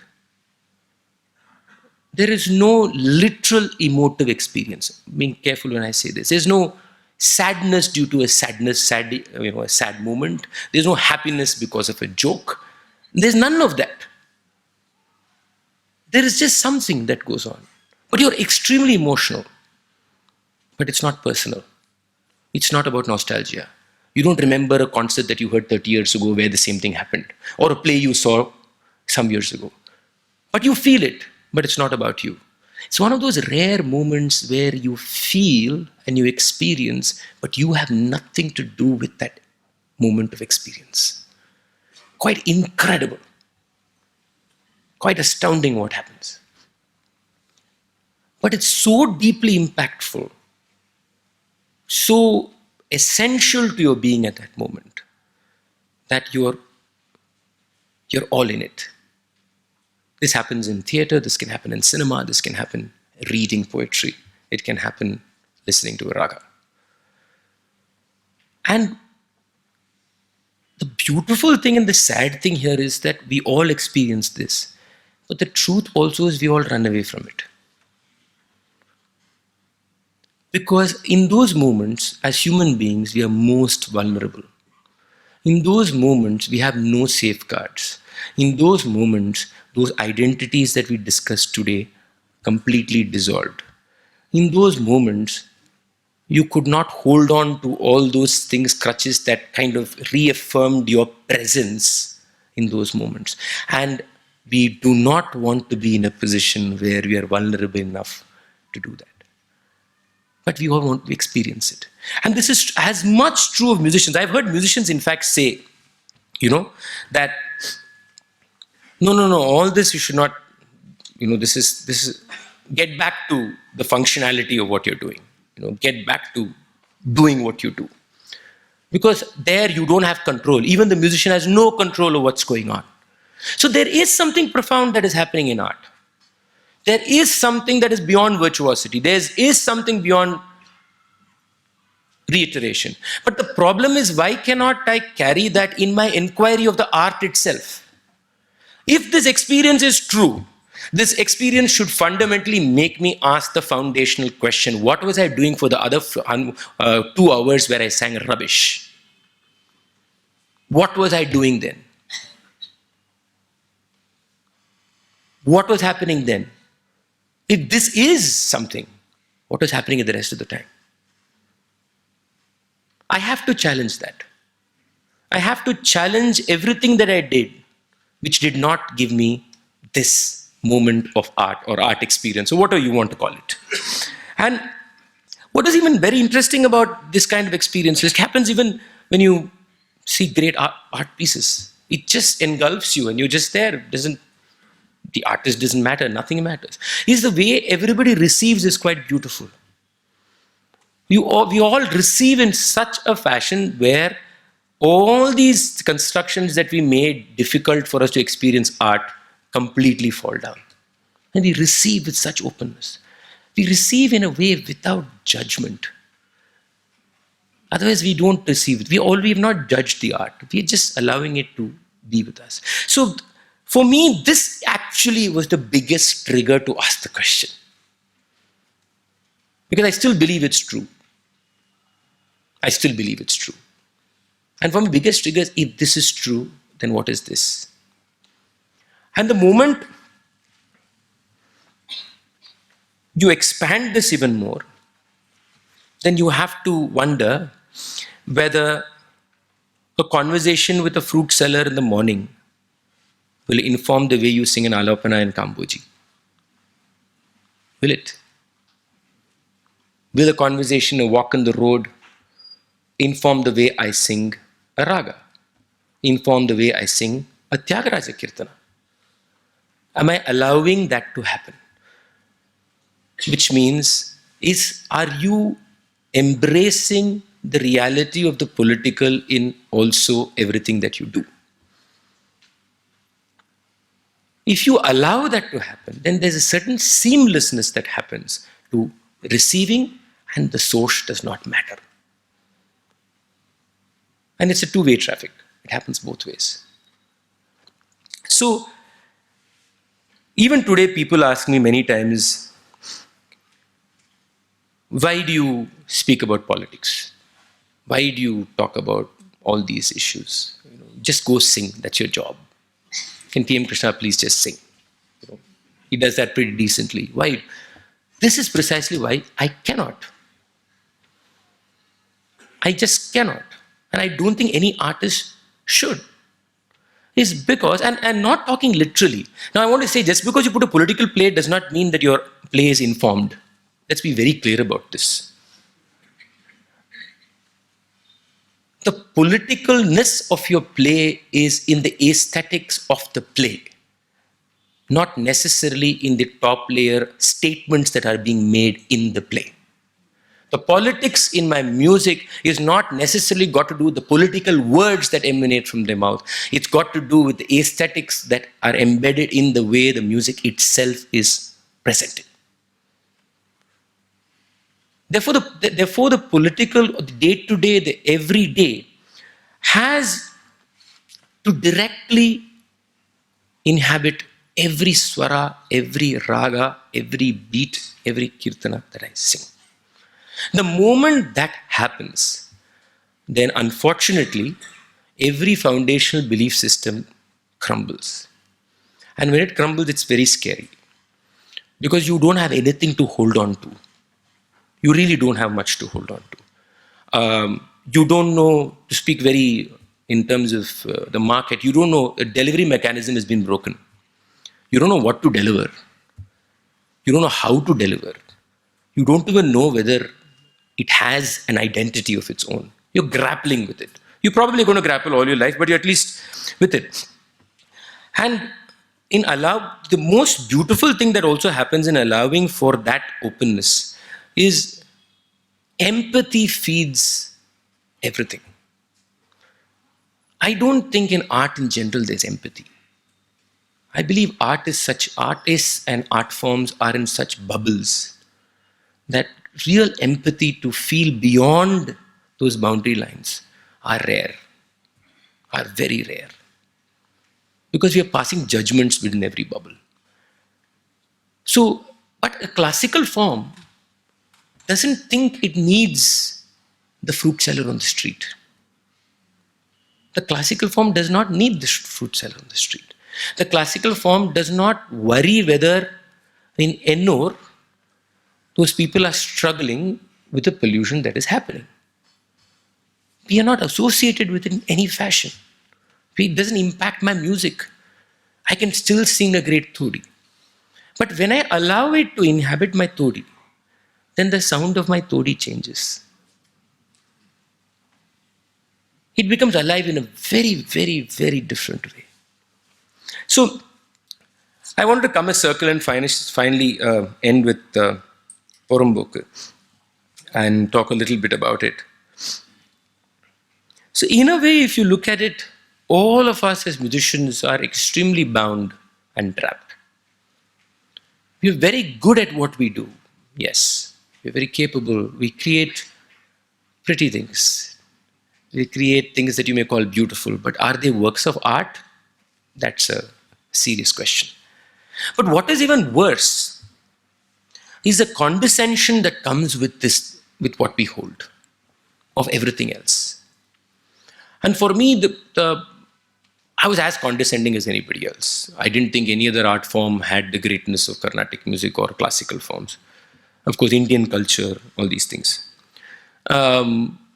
So everything else in some way is automatically looked down upon. And that is a kind of violence. That is a kind of violence that we are perpetrating. So think of it. We say we are creating beautiful art. We say we are moved by this great composition. But at the same time, we are creating violence. How can that coexist? How can it coexist? How can you say that this music is divine, this music is elevating, this music transports me, and then You just walk out of that door. Why walk out? You look at everybody in the door, inside the hall.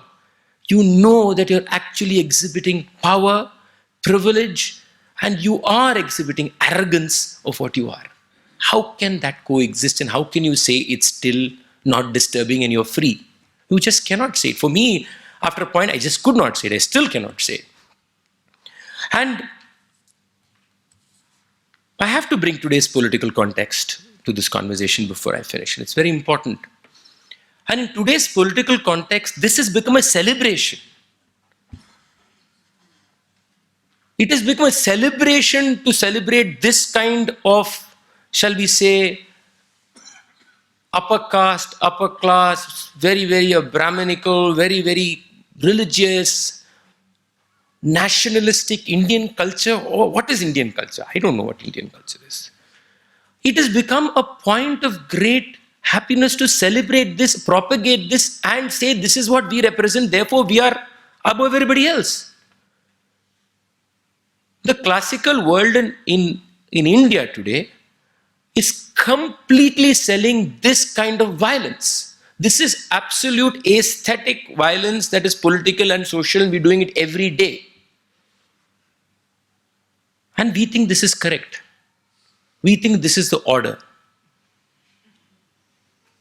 It's very, very, very disturbing. It's very disturbing that this is very normal.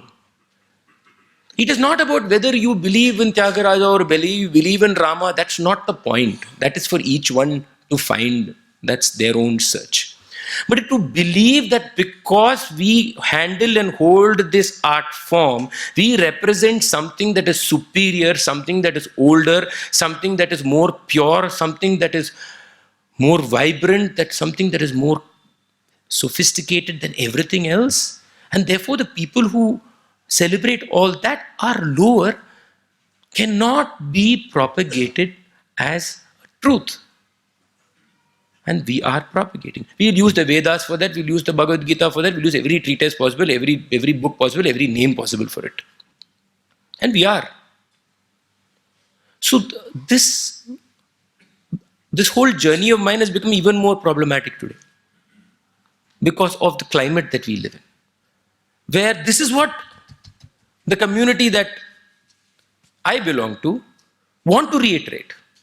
Because today the power is also in that kind of a storytelling.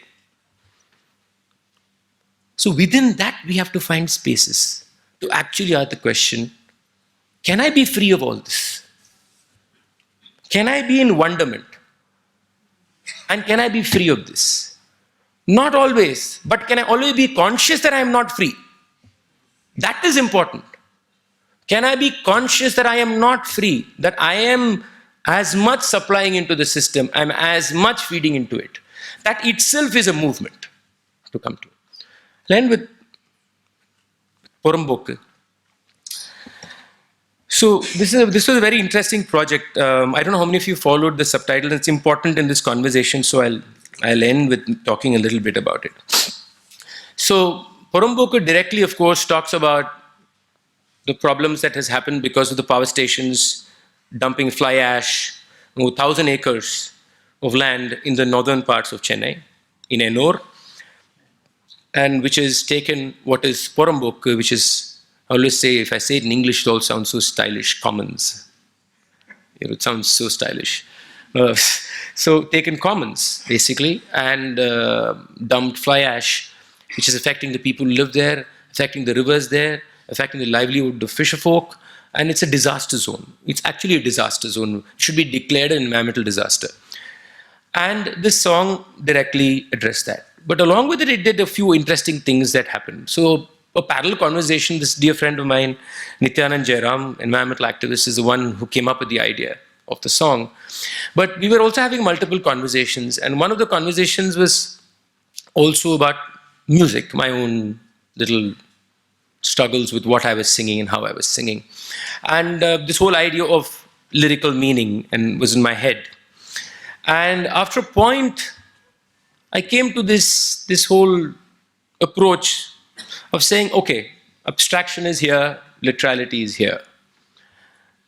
It's very difficult to move people from here to here. It's very, very hard. So, I think I stumbled upon this idea, saying, suppose we say that instead of few ideas giving you the experience of the divine, if multiple ideas that may not be associated with religion, could be associated with some other religion, could be about any other very, very tactile point, also give you the experience of the divine, then it should make you think. So if I sang on a shoe, if you experience something spiritual, as much as you experience something when you sang on Devi, that should make you wonder about the shoe and Devi. So maybe through a period of time, you could move somewhere. It doesn't matter whether it's a shoe or Devi. This is the hope. It's the utter hope. But one thing I didn't realize in that whole conversation is that irrespective of whether I sing on the shoe or on Rama or on some other goddess, I was singing in a certain kind of Tamil or a certain kind of Telugu. That is a language, that is a dialect of the language that also represents a certain community of people. So it's not just enough if you change the subject, there is also an issue of dialect that kind of directly feeds into this. So this suddenly I said, so actually even if I sing on the shoe with the same dialect, it may not really move people as much. So I was pondering about multiple dialects. And at that time, at a public event, one man from the audience, great anger, got up and said, I have to tell you something about Chennai Tamil. This song, by the way, was in Chennai Tamil.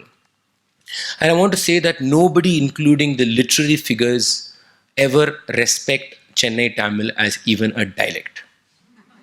They look down upon it as being dirt. This is the truth. And that's very sad because it's quite a vibrant, real language practiced and spoken by everybody. There's been a great poet who in fact made a public statement saying, what, did you expect me to write poetry in Chennai Tamil? Actually said, this is a public statement that was made. So Chennai Tamil is quite interesting. It has, of course, Tamil, it has Urdu, it has Telugu, it has English. All. Even in this song, there were English words in it. I think Make in India you would have spotted. But so it's a beautiful language. It's a living language. It changes very fast. And so this gentleman got up and said, are you saying you're going to sing Carnatic music in Chennai Tamil? And I very instinctively said yes. I had to say yes. I was on the stage. And I'd taken a political position, so I had to say yes. So I said yes, and it made perfect sense to me politically and socially. And philosophically it made. But I did not know, aesthetically will it work? This all sounds nice, but when you actually do it, will the sound, the oral texture of Carnatic music ragas go with the oral texture of Chennai Tamil? We didn't know. So this is something that is happening, and that's the time this young rock musician by name Kebar Vasuki sent this song and said, can we do something with this song? So the song was about Ennur and also was about culturally, shall we say, re-owning the word Porambokku, which is today an abuse, to meaning something beautiful. But there was also this whole thing of connecting two parts of society that are utterly disconnected, but connecting them aesthetically. And to our surprise, and I must say surprise, it fitted beautifully. That was a great shocker. And I did a little political thing to this. What I did is I didn't tune it myself. I have a great friend of mine who's a wonderful musician, well known in the Carnatic circles. He's a violinist, R.K. Sriram Kumar. And in the Carnatic circles, he is what will represent the typical traditional conservative tambram. And I called him and I said, I want you to tune it. And he said, yeah, sure.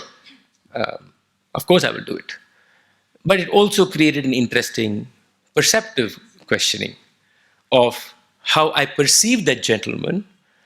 Even he has tuned Porambokku song. That creates a very interesting kind of cross-wiring in the head. If T.M. Krishna did, he's always up to something like this. So it's not even, it could be just taken as, okay. No, but then this is this very traditional person who has a musical lineage of 300 years or whatever, I don't know, who has taken very lowly Chennai Tamil and composed music in very high Carnatic ragas. And I did this intentionally. I've said this publicly. I did it intentionally because I wanted to create that little twist to the story. But it also is a fact that we perceive such people in a certain way. That's also something you learn. That you presume that somebody like Sriram Kumar or the conservative person will not indulge in something like this. So we have already judged that person, right? That's also a learning in that whole process. So Poromboku came and it ended up doing a lot of interesting things. And ultimately, I think these were all these, and there are many other ideas, but these are all ways in which we go back to this whole notion of what is the core that we are holding on to? What is that inner weave we are holding on to? And I think that inner weave is found in those experiences that we have in the art. It is actually there. And if that inner weave is there, then a lot of this paraphernalia can be dumped. If you dump the paraphernalia, then there is hope that you're creating foundational freedom. You're actually breathing. When you sing a raga, you're just singing the raga. You're not singing the raga in a certain way, in a certain plan, because it has to cater to a certain ideation or a certain something that's going to come after. You sing the raga because the raga exists. You sing a composition because the composition exists. So it is very essential that a musician asks this question about freedom. And in that search for that question, there's not going to be ever a situation where you're devoid of all the problems that I've discussed. There's never going to be a situation where I'm completely devoid of this. But there is one thing for sure, is that it makes me more a real political, social, aesthetic artist. And keeps me in touch and grounded with what happens on the street. The rain outside enters every swara I sing.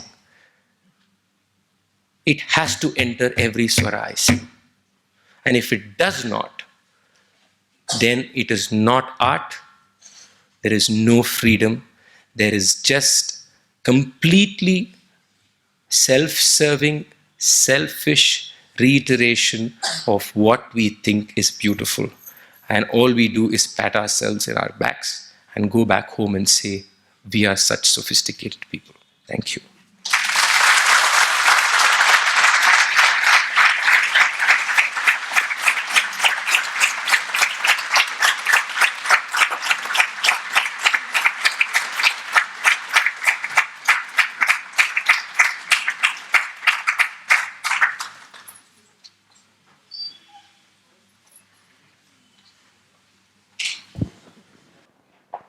This one here. Okay, thanks.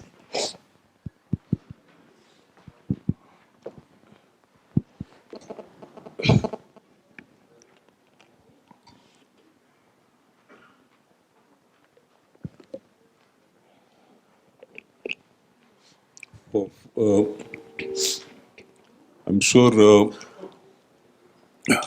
Bapat would have been extremely happy today had he been around. I'm sure he's around because we evoke his memory when we invite someone like Krishna to speak, and this whole tour de force, this interweaving between the art, the music, the history, the social context, the politics, is precisely the language that Bapat was always excited about, and it's wonderful that Krishna evoked the man for all of us, just like you said in your music, you would evoke a music that can stand out and you could actually externalize it and admire it from outside. I think in one sense, for me, I could see a Bapat, a hologram of Bapat floating around here, though hologram is a bad word nowadays. I was just going to tell you that. For those who want to leave early, for whatever pressing engagements you have, one little warning that I've requested Krishna to, at the end of our conversation, I don't know how long it will go, maybe won't make it too long, but I've requested him to, in his own words, get close to his divine self and sing a few lines for us. That usually happens after a few drinks, but Yeah, that's the most spiritual activity.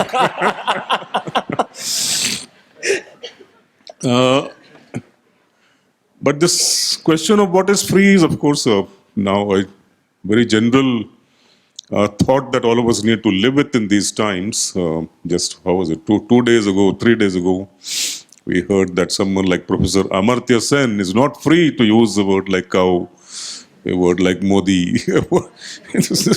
Even for individual words, such freedoms don't exist. It's quite possible one of these days, Kamakshi and you never know. This could all go under the hammer. On this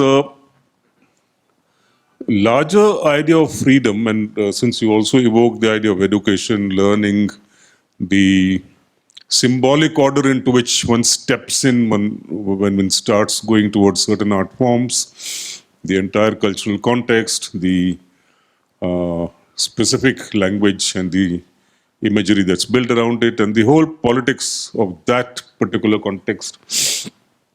Often it's useful to enter that through Zen stories, and Zen stories have a way of negotiating this area. So this is a very beautiful story of a young man, apparently was in his 20s, and he wanted to learn art. He wanted to learn how to draw. And he was pointed to one very, very well-known artist, and old man was sitting in one place and doing his own work. So the young man goes to this old teacher and says, "Master, I want to learn how to draw." So the master doesn't look up. He just picks up a piece of paper and gives it to him and gives him a pencil. And he says, without looking up, he says, "On the ball there, do you see a cat?" So he says, "Yes." "Go and draw the cat." So this man goes and comes back in 15 minutes. He's drawn a cat. So he said, "Master, I've drawn the cat." This man doesn't look up. He gives him another paper. "Go and draw the cat." So this happens about 15 times. He keeps going, drawing the cat and coming back. The next day he comes back to the master. Again, the master says, "Go draw the cat." I mean, in the story, don't ask the question what the cat was doing. But this is a conceptual idea. So this happens 2 days, 3 days, 4 days, 5 days. He keeps going, drawing the cat, bringing it back. The master gives him another piece of paper. Again, he draws the cat. Very soon, the frequency of the young man's approaching the teacher began to decline. If it was 15 times on day one, it became, by the time it was 2 months, it became maybe 5 times a day. And after a year, it became once a day. And after 5 years, it became once in 5 days, etc., etc. So the frequency declined, but he would come back and the master would say, "Draw the cat." And then there was a long gap, and the young man didn't go to the master for many, many years. And then after a long time, he goes back to the master. By that time, the master has got a very long flowing beard touching the floor, and he's become frailer and so on. And this time the master looks up, "Oh, you come again. Have you drawn the cat?" So the young man said, that time he's no longer a young man, he's matured, he's grown older. He said, "Master, I don't know whether I've drawn the cat, but I know that I have become the cat." And the master beams and he says, "Young man, now you are an artist, you are free. Now you're free. You don't have to come to me anymore." Now that's a very beautiful idea of what freedom can be internally. But like Krishna would keep repeating, all this is within a certain context. It's within a context of embracing the world around you from epistemes that the world will not accept. This is not the education that we know. This is not the education we want our children to go to. We don't have that kind of time. It's impractical. All these issues will come in. So these are not the stories that, while they're attractive stories, these are not something that we'll actually practice. So for me, the question then is, it has to begin with the education process and the teaching of an art form. Is there in all these searches that you're going through yourself and the journeys you're making, you're of course going without reference points. It's like stumbling along and going. It's like a blind man walking a path and something you hit upon. But has it given you time and space to reflect on the process, the formation of the artist, the education process for the artist, in the kind of difficult context that we are describing, where an entire community is vitiated, the social atmosphere is vitiated, the politics of that is vitiated. It's within something that we call the culture industry, the commerce has taken over, and the way even, for example, structures like this are constructed, auditoriums for performing arts, which completely militate against the possibility of freedom within that art. I mean, you were at one point standing there and pointing this side and saying, you know, the way they sit on stage and arrange themselves, even that reeks of power. I thought you were talking about me.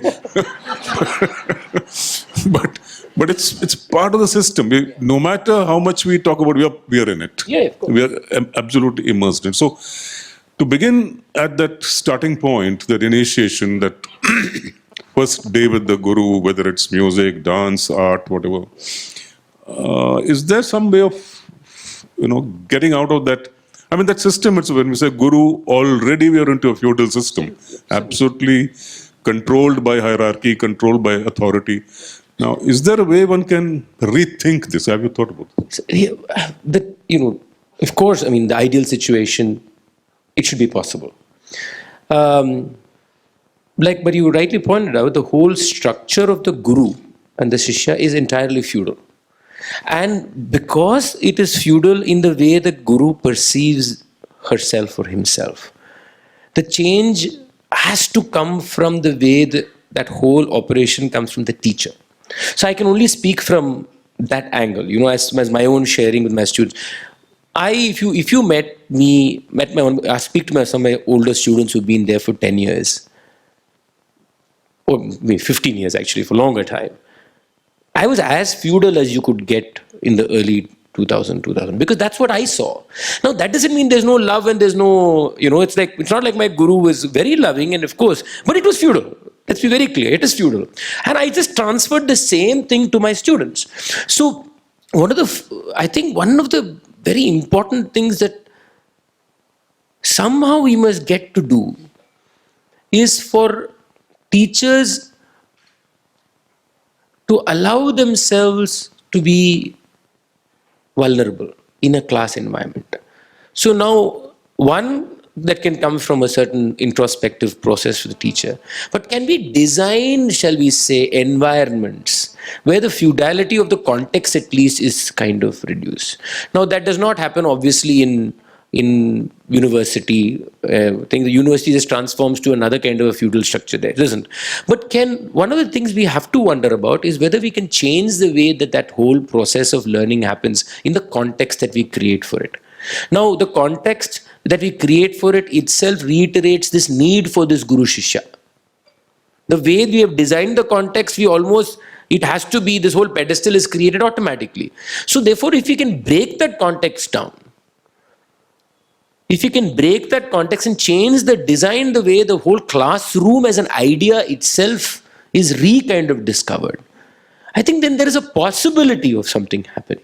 But there has to be a certain awakening happening from the teacher. This cannot happen if the teachers or if the people in that position are not participating in this process. The other very important thing is the whole idea of, for example, I'll take examples of our classes sometimes. Sometimes in class there is no music at all. We're only fighting. Huge arguments will erupt with my students. They'll not agree with one thing I've said. In fact, many of them still don't agree with the things I do musically. Say, I don't agree with you, Anna. You can do this, but I don't agree with you. But how do we get to that point where this conversation can happen? How do I create an environment where this can happen? Now that, I think, is what, and also I feel that has to be dealt with. Otherwise, we're not going to change that. I'm also asking this because at least in the formal, let's say, schooling system, over the last 50, 60 years, all kind of interesting notions of alternatives have emerged, and people have been working with it both internationally and nationally. I mean, we have Arvind Gupta sitting here, who began with how to, let's say, take the schooling system into Adivasi areas, or the children of the proletariat who work in mines, and then from there developed an entire pattern of how to teach science in a way that makes science a completely different, a practical and a creative activity of day-to-day importance. So this has happened here. Your own mother runs a school in Anekati which explores this area. This is another thing to what you asked also, is content. Yeah, no. So I'm saying, while this is happening in formal systems are being deformalized, in the arts, one doesn't see this happening. I think that's where also the challenge to content has to be done. One of the important things that we also need to have to challenge the way the content is created. Because one of the things that all these people have done is they've challenged content process or knowledge creation processes. Now the whole content process in these art forms, you want them, call them tradition or whatever, is also embedded in this complexity of hierarchy. So can I change, for example, the way I even teach the basic lessons, or what I teach, what songs I teach? So one of the little experiments that we are doing is we have 4 schools, public schools in Chennai, where we have tried starting Carnatic music lessons. Now, one of the fundamental things that we have said from the beginning we started is this is a learning process where we have to recreate the way we teach this music itself. We have to completely discover it.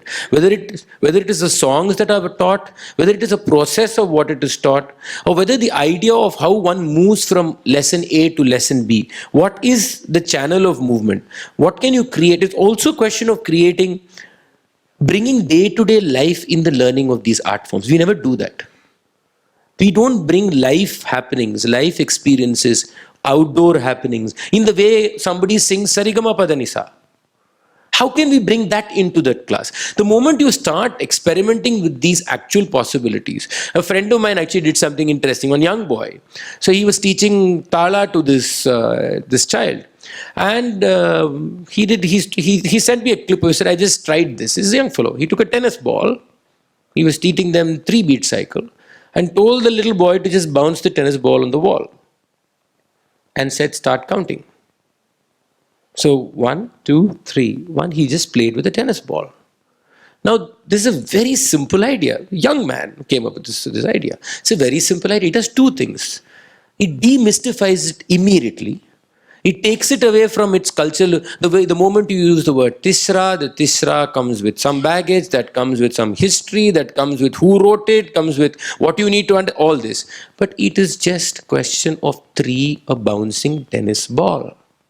Then the way you receive that changes, the way, so these kind of things have to happen, but like you rightly pointed out, they're not happening enough. But they have to happen if you want the process to change from the beginning, from the time that a child, and it's also important if you want a larger spectrum of society to in a way feel comfortable in handling this art form. If you want a larger spectrum to feel comfortable handling it, then you need to remove these kind of things.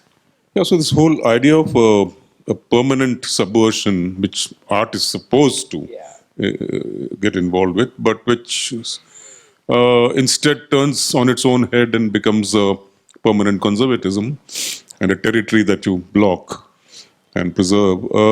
This is also certainly not the battle of the artist alone, the musician alone. It's also linked to, as you yourself said, the history of viewership, the history of spectatorship, the history of the audience, history of listenership, and how this new urban audience got constructed in the early part of the 20th century, and came up with its own do's and don'ts about what they want to listen, this whole thing of achara and this whole thing of what is appropriate, what is taboo.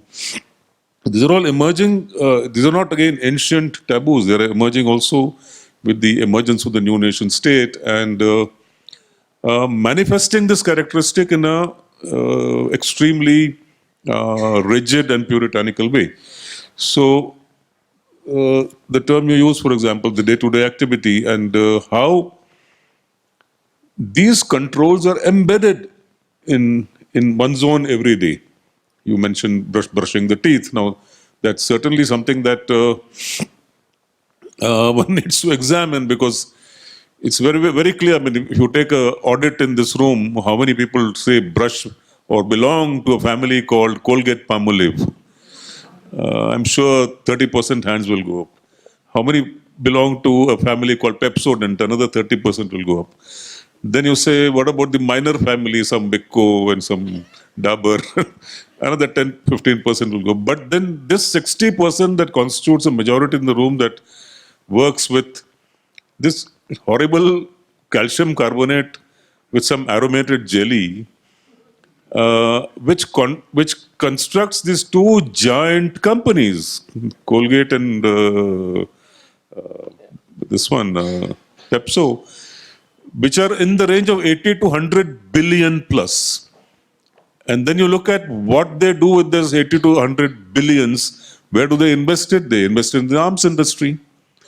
So just simple thing of you sitting and brushing your teeth every morning or maybe 3 times a day or 5 times a day, as the dentist has told you, leads to a global arms industry. So this is something you have to think about where you are in this yourself. And this is true about the art practice also. And I mean, there's this wonderful French philosopher, Michel Foucault, who is very famous for this little analogy he made, that he said you have to imagine that hegemony, state hegemony, has entered your systems through the pores in your skin. It's a capillary system. It draws it from the air. And what is that hegemonic system? I am a man. I'm a male musician. I will not let a woman sit next to me. I'm a male musician. I will not perform for a female dancer, for example. That's also very common. That's true, of course. Etc. Etc. I'm an upper caste. I won't let the lower caste come near me. And so all these hegemonic ideas of domination and hierarchy, you absorb through your skin in a capillary way. Then what are you going for? But I've gone to school, I've gone to college, I've read books, I've met people like Krishna, and I know that I must fight the system. I've read some theory, I've maybe read Marx, I've even read Bapat. So now how do I do that? Because my thought process is something else. So Foucault's solution is very interesting. He says every day when you wake up, just spend 2 minutes before you do anything else. Just imagine today what oppression, what tyranny, what great crime am I going to support, how to support.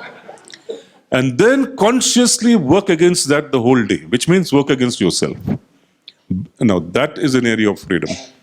If you are able to battle yourself, if a performing artist of the caliber of Krishna and the kind of status is achieved is now deliberately battling himself and not singing certain compositions that would be easy for him, deliberately choosing not to attend concerts where he would get name and fame, deliberately getting his feet and his hand and his voice dirty by going to Porumboke areas, that's an area of freedom. That's a choice. You have to make those choices. And these choices become very important because nobody will teach this in schools and colleges, but it has to be, unless it becomes a general, flavor of society, you won't accept general freedom. True. All that will happen is you will use the word azadi and be punished for it. You will be called an anti-national, you will be called seditious. I can't dare to say azadi here. It's like, very tough situation. But these are issues that we need to work with. So I in fact, having worked for many years with the dancer choreographer Chandralekha, I have learned one thing, that one needs to very deliberately go close to traditions. You're already in it, but there are many people who, for example, large number of my socialist and Gandhian even and Marxist colleagues who would say, that's all archaic, that's all old. Traditions Very are true. old stuff. Let's not go towards it. Let's stay in modernity. But I believe, and like Chandra believe, that you have to go very close. There's a very interesting experiment she did with the icon of Nataraja. All of you know the Nataraja icon. So every performing artist in India, every dancer, classical dancer, within quotation classical dancer, does the Natana Madinar piece, does Nataraja dancing and Tandava on Kailasha and this and that. But if you see the icon, the Chola bronzes that came from South India, from Swami Malay, and they're very beautiful. Nataraja is poised on a little distorted dwarf, the apasmara. Time, memory. If he lifts his foot off the dwarf demon, it will slip away and all of us will lose memory. So he's controlling time and controlling memory. Now, if you examine the bronzes, for example, he mentioned the Saraswati Mahal Library in Tanjore.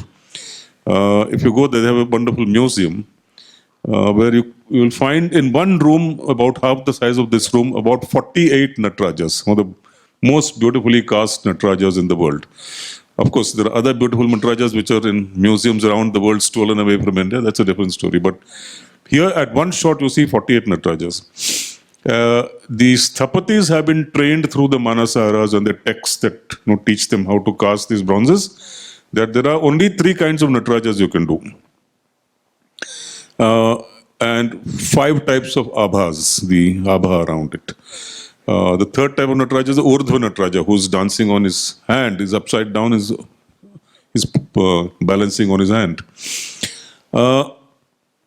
So every dancer learns the Nataraja dance, learns the composition, and performs it. So too the icon makers, the bronze makers, the Sthapatis, you will find the Natarajas all look almost alike. Because in the Manasara text, it has been enjoined that this is how the Nataraja should be. If he's lifting the right leg, then it should be at this angle. If he's holding the damaru in one hand, that should be the angle of the elbow, etc. All that is prescribed. A trained sapati, like a trained musician or trained dancer, can't move away from it, because then it's like, all this lizard speak, that you destroyed it. But you just look, supposing you don't look at the top and don't look at the Narajan, just look at the apasmaras. Every one of those 48 apasmaras is different, because nothing has been prescribed for them. So some are on their belly, some are on their back, some are doing that, some are doing this. And Chandra's point was, I want to be traditional, but I want to be completely traditional, meaning I don't want to do just the Nataraja on top, I want to do the apasmara also. If you want to take tradition, take the whole thing. Don't take it in halves. So she composed a dance piece, for example, which became a bit controversial at some point, where every one of those 14 Bharatanatyam dancers on stage was doing the apasmara on stage.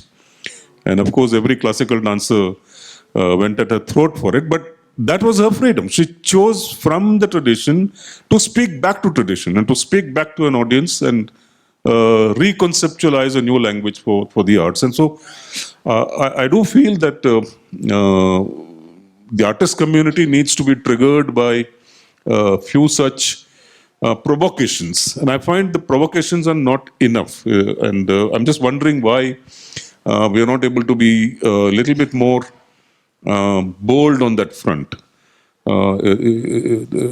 You'll find a Kabir Kalam Manch in Pune, which is provocative. You will find a Gadar in Telangana who's provocative. You will find all kinds of street performers in Bihar and Bengal who are provocative. But in the so-called high art world, what's the problem with not getting provocative? Yeah, because fundamentally being provocative means you are, what, for example, Chandra did, what you're basically doing is you're destroying every belief structure that holds what is believed to be pure. So the biggest problem with provocation is the idea of purity. The idea that some way you have sullied and muddied that idea of purity. So provocation will automatically do that. And therefore those who are in the world of these art forms, these high art forms, do not want to be that person who is doing that. But which is why I think that, like we mentioned about being close to tradition. I think the role of the insider-outsider is very, very important in every one of these art forms. You know, it's very easy for me to say, okay, I'm not going to sing I'm not going to be part of this whole classical music community. I'm just going to sing outside it. I'll sing. It's very easy to do. But you have to be inside it. And from inside, you have to challenge it as much as you're challenging other things that come from outside. But if you do that, you're also putting yourself in a position to be entirely vulnerable to all that will happen because you're inside it. But the advantage of being inside is nobody can shake you off. Nobody can shake you off. I mean, of course, if you have reached a certain level of artistry and excellence, then nobody can shake you off. But nobody wants to challenge, and I think in high art in India especially, because it is so closely tied to the idea of spirituality, divinity, God, goddesses, etc. It's so closely tied to it that any provocation of that is taken as a religious offense, as a spiritual offense. That is a major problem in this country. Nobody can see it as being also a different way of celebrating it. And I think this baggage of religiosity that Indian high art has is a big problem. And this is not got to do with whether somebody believes in God or not. It's not those kind of dichotomies. But it is by itself destroying the ability for traditions to be regenerated, for traditions to be seen, like you pointed out, as complete full things. To take traditions and actually recreate them. And that is being completely, I think to a large extent in this country, stopped because we are harping on these kind of motives of belief systems. And like we've discussed, in today's scenario, this is becoming even more difficult. The offense is taken even greater. But people do stupid things like I told you. Like when Mr. Modi was elected as Prime Minister of India, on World Music Day in Chennai, in a hall, musicians got up on stage and one musician made an announcement that because we have this great Raja who has come, we will celebrate it by singing Carnatic compositions that have the word, by the way, it's more, in the composition comes in Modi, that have the word Modi. Of course, the meaning in those compositions are entirely, some are pretty erotic too, by the way.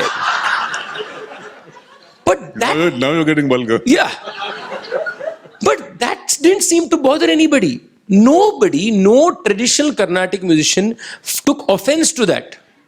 They didn't feel tradition was being violated at that moment. I felt tradition was violated. When they sang Modi Jese Velara and they sang Ada Modi Galde Ramaya, because it had Modi in it, to me it was, I mean, what are you doing to art? Funnily, that is not offensive. But if I completely change, exactly, but if I completely change the whole, say, story of Rama, say if I'm inspired by A.K. Ramanujam, and I write a composition where I think Rama and Sita were brother and sister, right? One of the Ramayanas. Huh? Right? Exactly. Suppose I make a kirtanam like that. That will be offensive. That's very traditional, but it will be offensive. So in today's context, it's becoming even more difficult to find that openness. It's. I think it's going to be harder, Sadanand, actually. It is because, if this were an academic discourse, it would have begun with the dichotomy, let's say, between the dialectics, let's say, between freedom and its, the thesis, the antithesis, and the synthesis. The thesis being freedom, the antithesis being necessity, and the synthesis being creativity. So freedom cannot exist on its own. It is in opposition with necessity, and it's a Hegelian concept, and Those who are into philosophy would know this. But the resolution is only in creativity. But the creative process needs to be then explored. Now, for example, you were saying your Kamboji would be different if you spoke to your fruit seller in the morning. And I know it's a favorite raga of yours. Kamboji is something that you love to nurse. And how would you even begin doing that? It's a tough one. See, how do articulating it is very difficult. I'm going to try. Now, Kambodi is a raga that I've learned from childhood. I know multiple compositions in it. I've sung it quite a number of times in my life. But Kamboji has been treated by me in my life as an isolated being of musical formations, musical ideas. It's in a way I've also told myself that it's important that Kamboji is isolated, that Kamboji is kept in that pristine point. When I walk on the street and I speak to the fruit seller and I have a conversation about something, got nothing to do with Kamboji. But in that conversation, in that reality of that conversation, Kamboji is also alive in me. Kamboji is also in my head. Okay? And when I allow that conversation and that melody in my head to kind of live together, what I have noticed is that the sound that I produce in the Kamboja, it's very difficult for me to tell you, it's not a phrase, it is not a technical. The sound that comes in that Kamboji that day is more real. It's a sound that has never inhabited my musical space. Is it palpable? Can someone else, Yes. can I as a listener catch it? Yes. And I'll tell you another thing, that when I allow that to seep in and happen, the palpability happens because everybody also experiences the beauty of art with greater ease. The whole separation that is usually very clear between me creating the art and you receiving the art also dissolves, because I allow that conversation to become part of this conversation. Then there is no separation between you, the audience, and me, the deliverer of anything. And then it becomes palpable to share the journey. And this is also true of not just that conversation, it's also true of other music I listen to or other art forms I watch. When I watch Parayattam, for example, I'm just intoxicated by this form. It's a drumming tradition mainly practiced by Dalit communities in urban Chennai. It's incredibly vibrant drumming tradition. If you watch it, you will all dance. It's stunning. And I can tell you that every time I listen to it and I go back, it's here in me. It's completely here in me. And if I sing that day, it's informed the aesthetics of that day.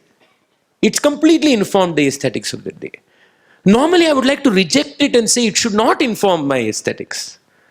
But you have to allow it to inform it. Then that gets palpable and that gets reinterpreted within the framework that I am creating to be shared among us. And it's definitely palpable. I mean, there's no doubt. And it's also, I think, we were also talking about, interventions and all. So recently, I've been working with the wonderful writer Perumal Murugan. And those who don't know who Perumal Murugan is, he is a wonderful author, poet. And of course, there's a sad story attached to it when he was attacked for a novel that he wrote called Madhurubag and One Part Woman. And of course, the High Court has given a brilliant order and he's back writing. He's quite a wonderful person. And we've been working together for some time now. And I convinced him that he should write Carnatic compositions. And a couple of the compositions written, as one of them is on, and also there I said, please use your dialect. bring the dialect of the part of Tamil Nadu that you belong to. And one composition of his is on land that does not have water irrigation, land that is only fed by rainwater. And the language that is used is what you could call very rural, if you want to use that term. Very rough, very common. And I was going to set that to music, and it's set to a very traditional raga. And in a recent concert, I plonked it right in between the concert, along with the Tyagaraja Kirtana on this side and Dikshitar Kirtana on that side. Just plonked it there and just say, okay, let's see what happens. So it disturbed a lot of people. It was like, how can you, But at the same time, it allowed for a certain unusual movement that was happening, even for me as an artist. Even for me as an artist, an unusual movement to move from here to there, from a different language. The way I say it is different. So even these kind of, shall we say, direct attacks are needed. Direct ones are also needed. Many years, 1984, there was something called the East-West Dance Encounter in Mumbai in NCP. I'm saying that because Sucheta is sitting here, who was also part of that. And we had a very interesting, very important dancer, choreographer from Germany who was participating in that, called Susanna Linker, who in childhood had suffered some kind of a hearing impairment, so that had affected her speech. And the way she spoke was very halting and very, with a stammer, and she couldn't almost complete a sentence, etc., etc. Ethereal dancer. We had all seen her the previous evening performing a piece in which she enters stage right and exits stage left on her back and pushing herself from this wing to that wing. But anybody who saw her that day would have sworn to it that she was at least 6 inches above the ground. She was not. But that's the illusion of lightness that she created. Very, moving and transforming. So next day morning, it was a symposium. So she was on stage, and there was, all the other dancers. There were 30 dancers from India and 30 from around the world who were there. A very interesting dialogue, East-West dance encounter. So people asked her, this was an extraordinary performance last evening. How often do you perform? So she thought, and she said, 3 times in the last 4 years. So everybody was very, this kind of titter happened. I said, what? 3 times in the last 4 years? Such a great dancer, such a great performer. Why? How? So she kind of stood up, and I'm going to repeat what she did. She stood in the middle of the stage, and she said, if I dance here, very safe, very comfortable, very safe. If I dance here, very comfortable, very safe. But if I dance here, risky. Dance happens here. And I can't do it every day. I have to give myself time, I have to give myself space. I have to grow. Every step I take towards that risk, I have to grow more. It was an extraordinary statement, and I think most of us who were there in the audience learned something that day. But I think that would be, for me, the area of freedom where you're actually pushing yourself to take that risk and allowing that A, the risk to come towards you, and B, you have both the courage and the openness to go towards that risk. And I guess that is where we'll find the space within the arts, at least, when the freedom emerges. When I was discussing, before coming here, I was discussing with a friend the subject that you're going to speak on about freedom, and she kind of spontaneously said, oh, the only time you are free is when you're a child. Childhood is all about freedom. And then I said, my God, if that is true, then we are all sunk, because children can also be very destructive, very violent. She doesn't have children, does she? So, freedom is obviously a construct. It's not something that is spontaneous. The famous Kabir Doha, Sahaj mila so doodh sam, manga mila so pani, कह कबीर वो रक्त सम जामे ऐचा तानी So it's in the Acha Tani that you will find freedom. In Sahajamila, there is no it's not freedom. It's this whole idea of the noble savage and very, very free. But that's a fantasy. That's a imperialist colonial fantasy. I think freedom is something that you need to struggle for. You need to fight for. It's not available on a platter. You need to do your blood and sweat and extract it against the grain of the direction in which the thing, time is traveling. So I think I don't think I need to drag it too much. I think we've had a very, very wonderful session with your talk and reasonably affable conversation. We've not fought. Normally we like to fight a bit. But I would like you to conclude today by giving the audience, letting them leave this space with a sound in their system which works through the day and night.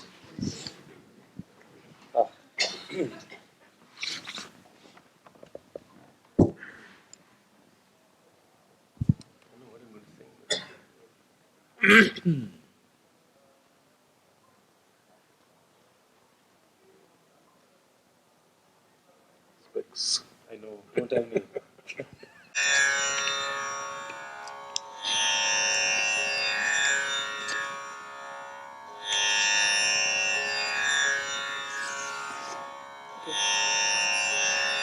I've sung this before, but I'll sing it. This is a Tamil composition, but this is a composition on Allah.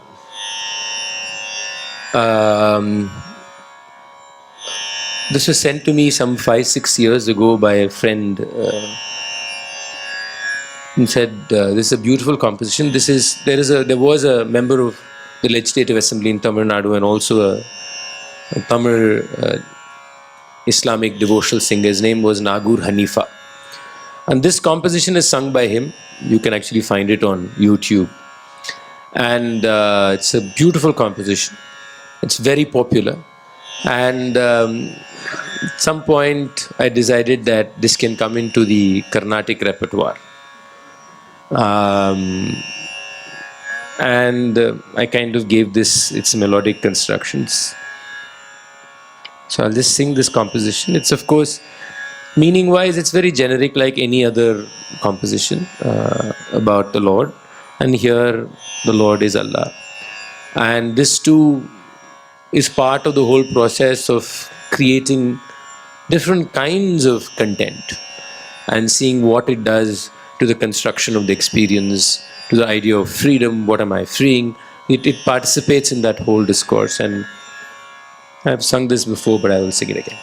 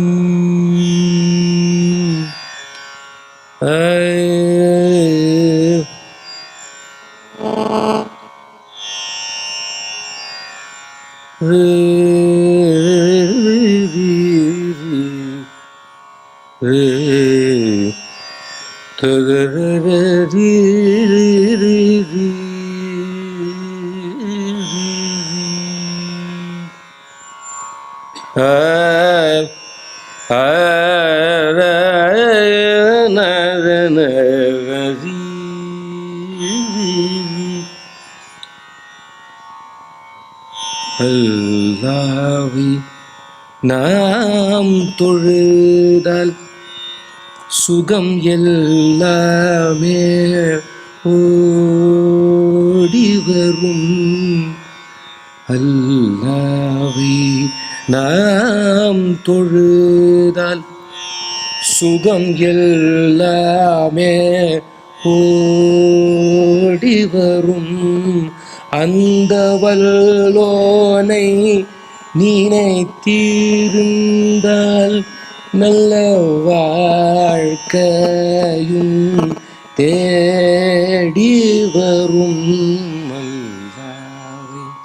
நாம் தொழுதால் சுகம் எல்லாமே ஓடி வரும். அந்த வல்லோனை நினைத்திருந்தால் நல்ல வாழ்க்கையும் தேடி வரும்.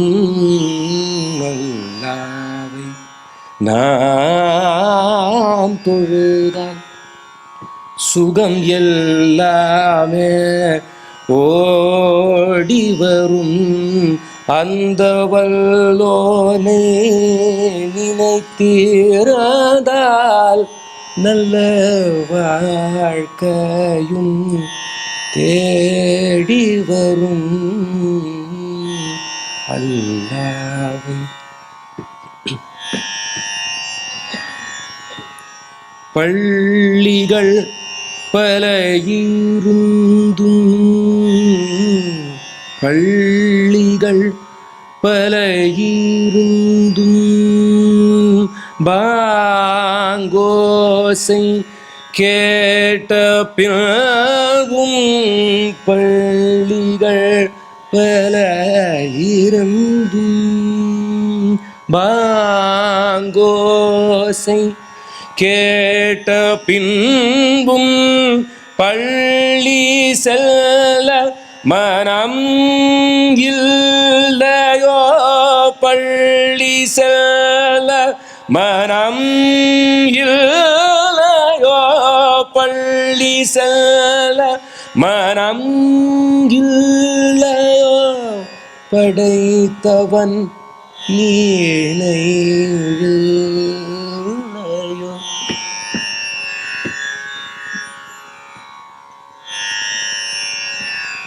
பள்ளி செல்ல மனம் இல்லையோ. படைத்தவன் நீனையோ. அல்லாவை நாம் தொழுதால் சுகம் எல்லாமே ஓடி வரும். அந்த வல்லோனை நினைத்திருந்தால் நல்ல வாழ்க்கையும் தேடி வரும். அல்லாவை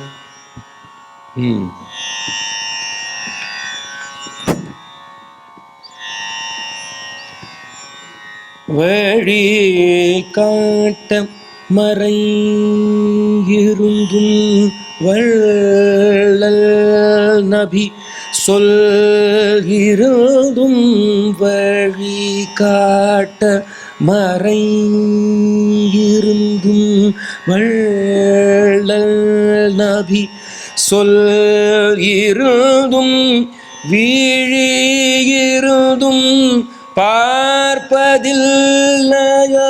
சரியிருந்தும் கேட்பதில்லையோ. அல்லாவை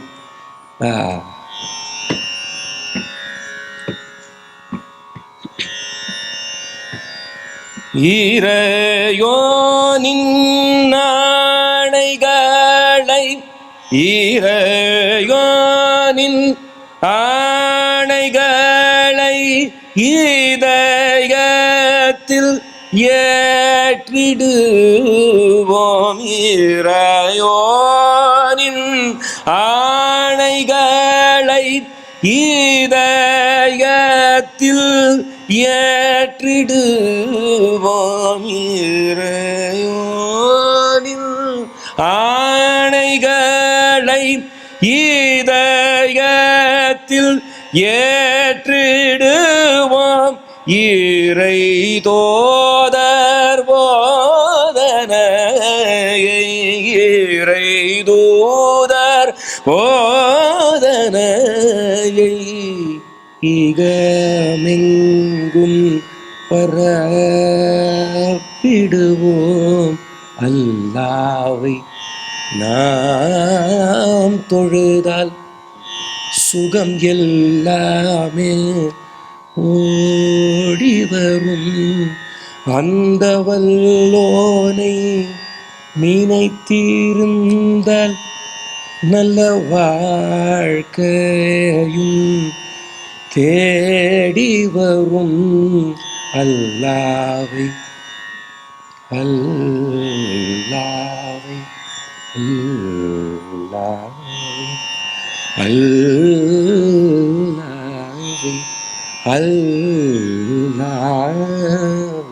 அல்லாவை நாம் தொழுதால் நாம் தொழுதால் நாம் தொழுதால் சுகம் எல்லாமே ஓடி வரும் அல்லாவே நாம் தொழுதால் தொழுதால்.